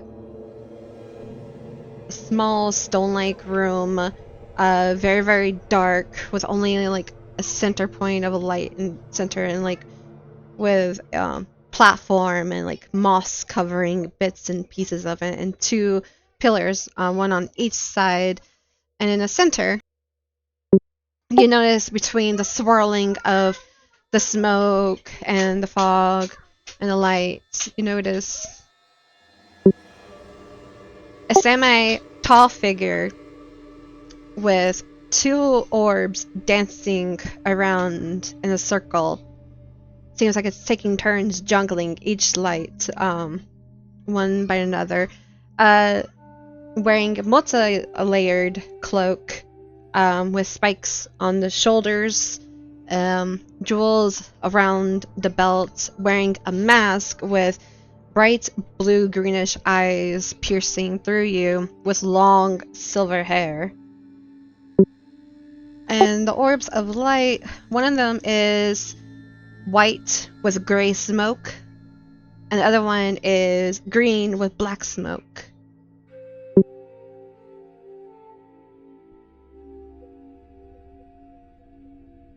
Question or riddle?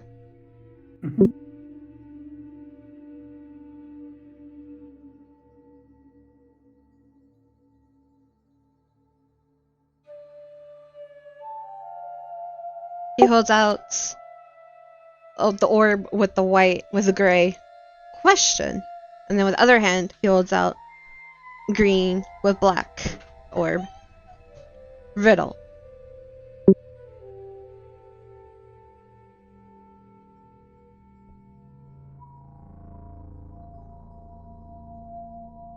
Please.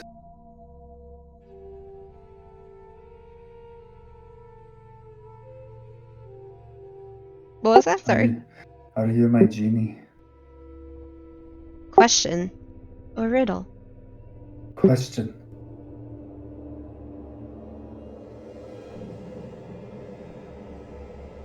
In moments of solitude, what reflections of the universe do you see mirrored within your own soul?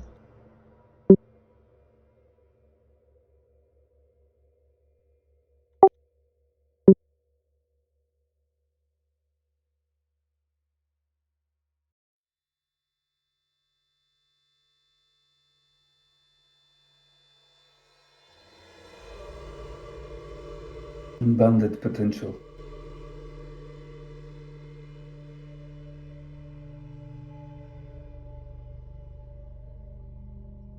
Is that your final answer?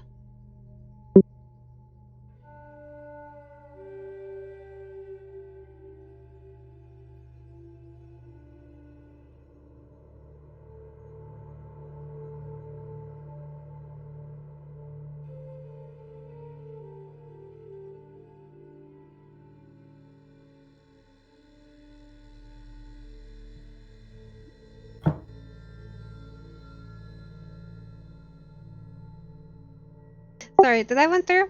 Or I said yes. oh, okay, That's I didn't my hear that final part. answer. Sorry. Okay, so the orb with the white with the gray floats off to his left, and then he holds out the green with the black orb.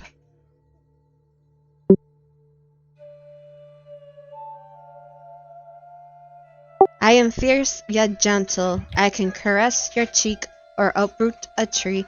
I dance among the clouds and carry whispers of distant lands. What am I?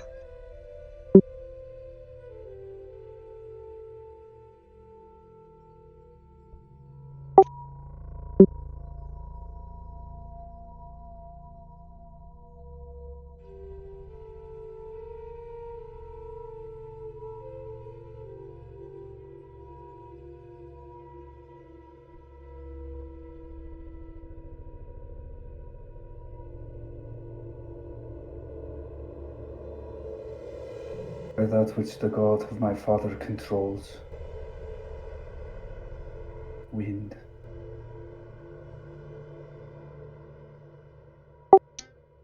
Very well. Then that orb goes to his right. He waves his left hand and the other orb comes forward. What sacrifices are you willing to make to achieve your fulfillment and inner peace?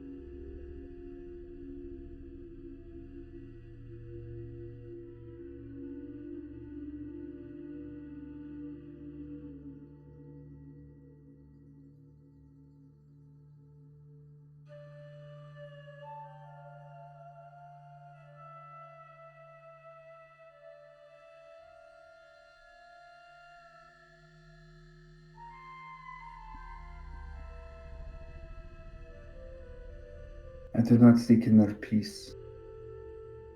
And true fulfillment comes only in service to others. The sacrifice that I would be willing to make is to devote my life to such service.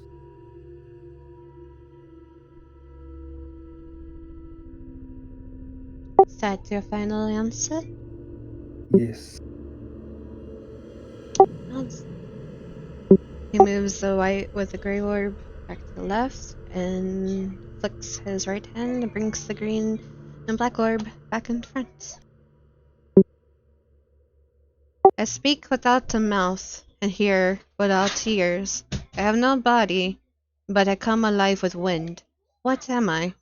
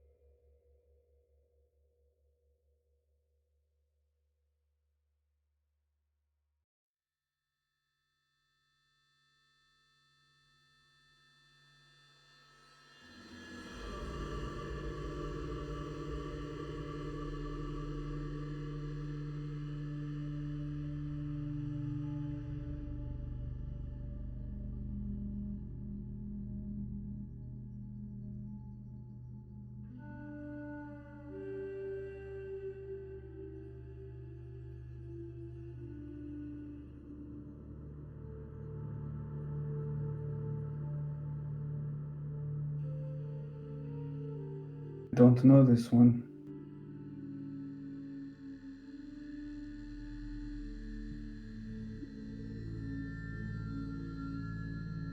Give up some of your life, and I will give you a hint. What happens if I refuse?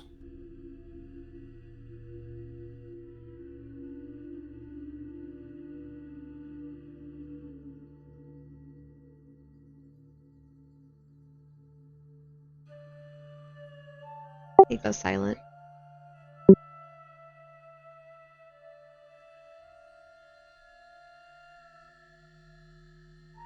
Fine, take from me what you will.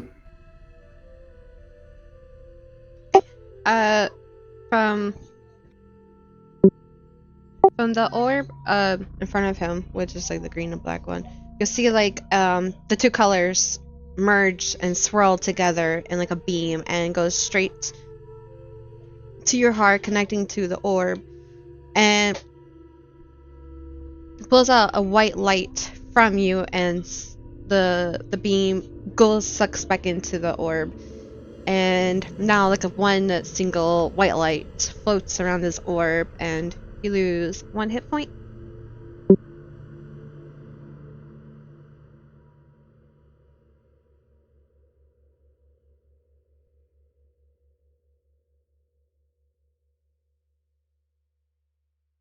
If you were to yell in a big temple, what would you hear? Echo. He nods. The orb moves to his right, and What then does an echo hear? This riddle is.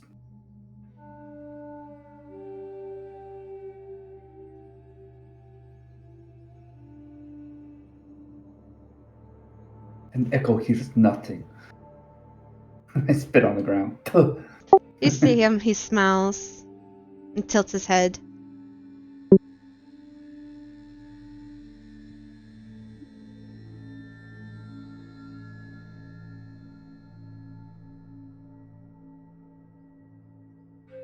And then the left moves forward, and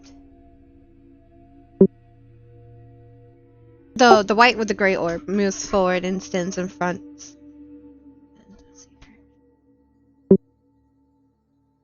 What is the one thing you would pursue relentlessly if you knew you could not fail?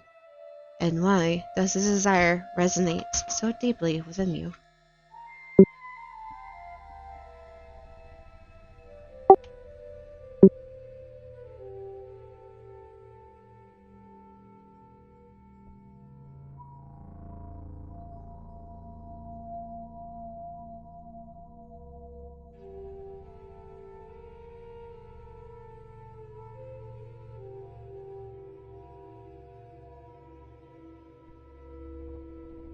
Hmm.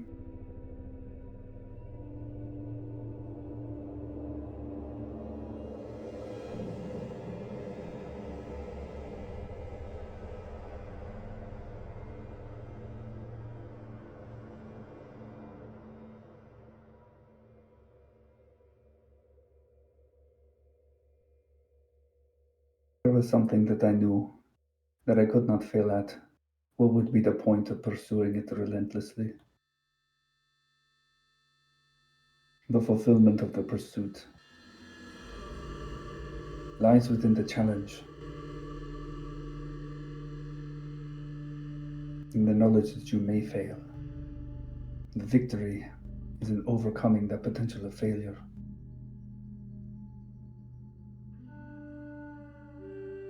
So I reject the question. And I reject its premise.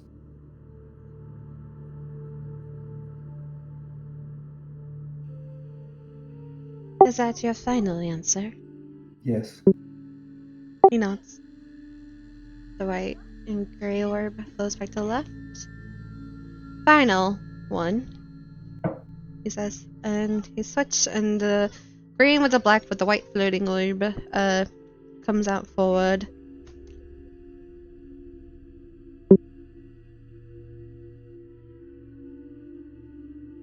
They can be harbored, but few hold water. You can nurse them, but only by holding them against someone else. You can carry them, but not with your arms. You can bury them, but not in the earth.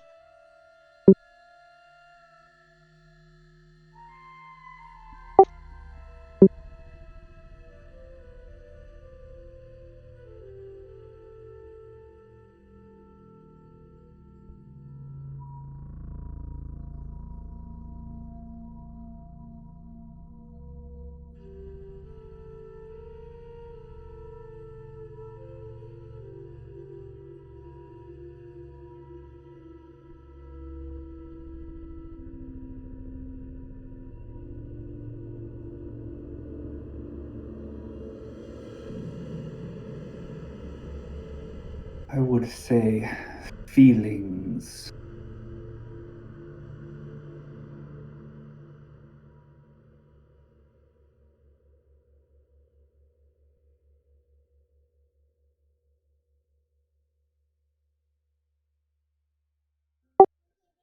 He nods. And then, with that, the figure spins his orbs around and around so they begin to merge. Once they are merged together as one, with all the colors swirling together, the orb floats directly to you and pulsating as it gets closer. The moment it's right in front of you, it turns into a tiny bead of light and goes shooting at full speed into your forehead, merging with your mind, body, and spirit. And upon this merging, your entire body feels warmth and comforting. A cooling, I already said that. And then, just like that, you wake up once again in your bed. And after receiving that orb of light, you feel a little bit stronger. And you are now level 2.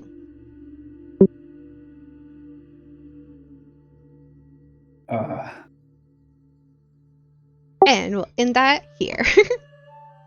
Okay. I will just say that as soon as I get up, or as soon as I wake up and that feeling hits me, I get out of bed and kneel down and then just say, I beseech the blessing of the goddess of my father, the Queen of Air and Darkness.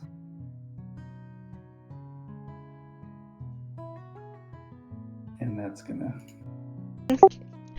do me my cleric level in cleric. Okay. Cool. Okay. Well, we're almost done.